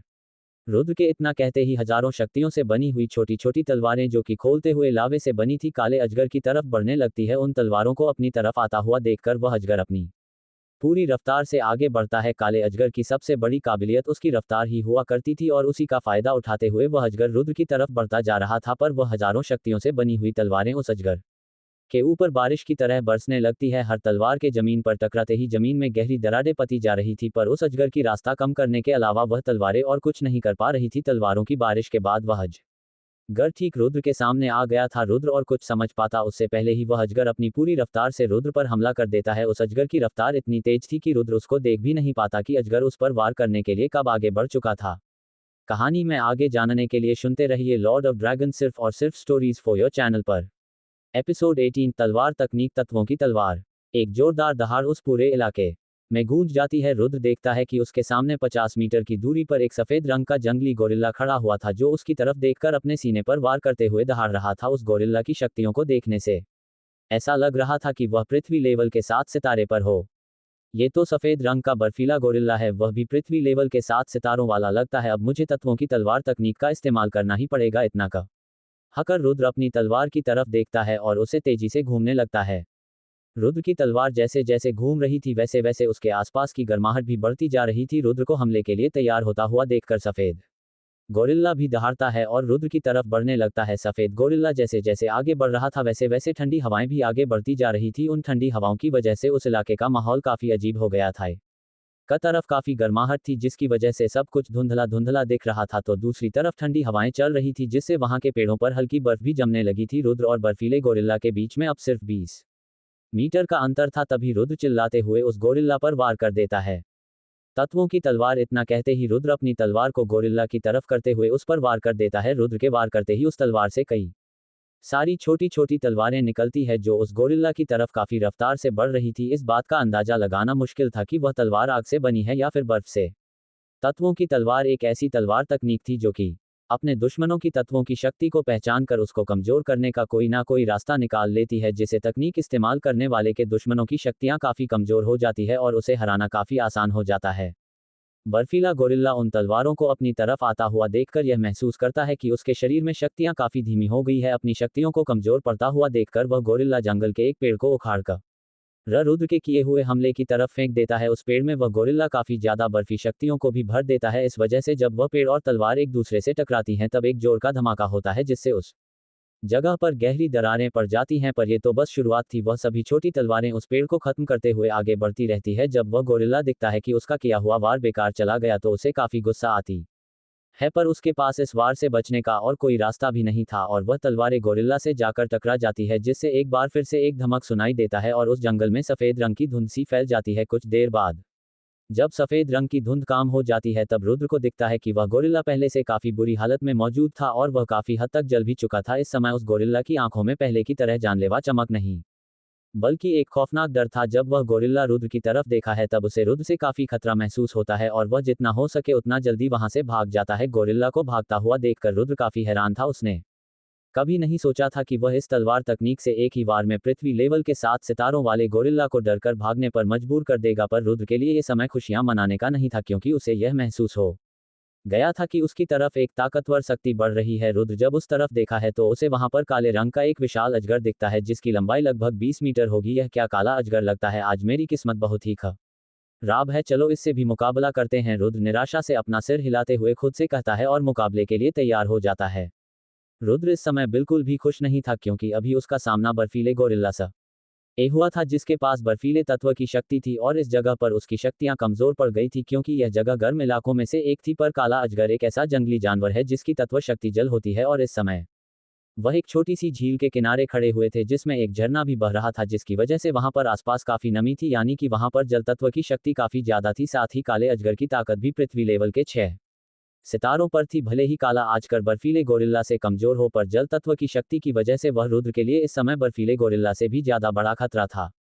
तत्वों की तलवार तकनीक का इस्तेमाल करने की वजह से मेरी शक्तियां काफी हद तक काम हो चुकी हैं, इसलिए इसे मैं इतनी आसानी से नहीं हरा सकता। मेरी ताकत के हिसाब से तत्वों की तलवार तकनीक का इस्तेमाल मैं सिर्फ 2 बार और कर सकता हूं। फिलहाल मेरे पास लड़ने की और कोई तकनीक नहीं है, तो मुझे इसी का इस्तेमाल करना होगा। इतना सोचकर रुद्र एक बार फिर से तत्वों की तलवार तकनीक का इस्तेमाल करता है। रुद्र अपनी तलवार घुमाकर अजगर की तरफ इशारा करता है। इस समय रुद्र के आस पास काफी ज्यादा गर्माहट मौजूद थी। वह अजगर की तरफ देखता है और चिल्लाता है, तत्वों की तलवार। रुद्र के इतना कहते ही हजारों शक्तियों से बनी हुई छोटी छोटी तलवारें, जो कि खोलते हुए लावे से बनी थी, काले अजगर की तरफ बढ़ने लगती है। उन तलवारों को अपनी तरफ आता हुआ देखकर वह अजगर अपनी पूरी रफ्तार से आगे बढ़ता है। काले अजगर की सबसे बड़ी काबिलियत उसकी रफ्तार ही हुआ करती थी और उसी का फायदा उठाते हुए वह अजगर रुद्र की तरफ बढ़ता जा रहा था। पर वह हजारों शक्तियों से बनी हुई तलवारें उस अजगर के ऊपर बारिश की तरह बरसने लगती है। हर तलवार के जमीन पर टकराते ही जमीन में गहरी दरारें पती जा रही थी, पर उस अजगर की रास्ता कम करने के अलावा वह तलवारें और कुछ नहीं कर पा रही थी। तलवारों की बारिश के बाद वह अजगर ठीक रुद्र के सामने आ गया था। रुद्र और कुछ समझ पाता उससे पहले ही वह अजगर अपनी पूरी रफ्तार से रुद्र पर हमला कर देता है। उस अजगर की रफ्तार इतनी तेज थी कि रुद्र उसको देख भी नहीं पाता कि अजगर उस पर वार करने के लिए कब आगे बढ़ चुका था। कहानी में आगे जानने के लिए सुनते रहिए लॉर्ड ऑफ ड्रैगन सिर्फ और सिर्फ स्टोरीज फॉर योर चैनल पर। एपिसोड 20, रुद्र 6 सितारों पर। शक्तियों की शुद्धता से ट्रेनिंग का समय कम नहीं होता बल्कि बढ़ जाता है। आचार्य, इसका क्या मतलब है कि ट्रेनिंग का समय बढ़ जाता है? क्या मेरी शक्तियों और भी धीमी रफ्तार से बढ़ेगी? आचार्य की बात सुनकर रुद्र को कुछ समझ नहीं आया था कि उनके कहने का क्या मतलब है, इसलिए वह आचार्य से दोबारा इस बारे में पूछता है। शुद्ध शक्तियां अपनी शुद्धता के कारण काफी रफ्तार में बह सकती है, पर साथ ही वह काफी ज्यादा गाढ़ी भी होती हैं। हमारे आसपास जो कुदरती शक्तियां मौजूद होती हैं वह पूरी तरह से शुद्ध नहीं होती हैं। आम लोग जब शक्तियों को सोखते हैं तब वह शुद्ध शक्तियों के साथ साथ अशुद्ध शक्तियों को भी सोख लेते हैं, क्योंकि उनकी शक्तियों ज्यादा शुद्ध नहीं होती है। पर तुम जब शक्तियों को सोखते हो तब तुम अशुद्ध शक्तियों को अपने शरीर के बाहर ही छोड़ देते हो और सिर्फ शुद्ध शक्तियों को ही अपने शरीर में लेते हो, जिससे तुम्हारी शरीर में आने वाली शक्तियां बाकी लोगों के हिसाब से ज्यादा ताकतवर तो होती है, पर काम भी होती हैं। आचार्य रुद्र को समझाते हुए उसे कहते हैं, आचार्य, इसका मतलब शुद्ध शक्तियां हमें बाकी लोगों से ताकतवर तो बनती है, पर हमारे ताकतवर बनने की रफ्तार धीमी भी कर देती हैं। फिर इसका क्या फायदा है? रुद्र को समझ नहीं आ रहा था कि लोग शुद्ध शक्तियों को इतना अच्छा क्यों मानते हैं, जबकि वह हमारे रैंक बढ़ाने की रफ्तार भी काम कर देती है।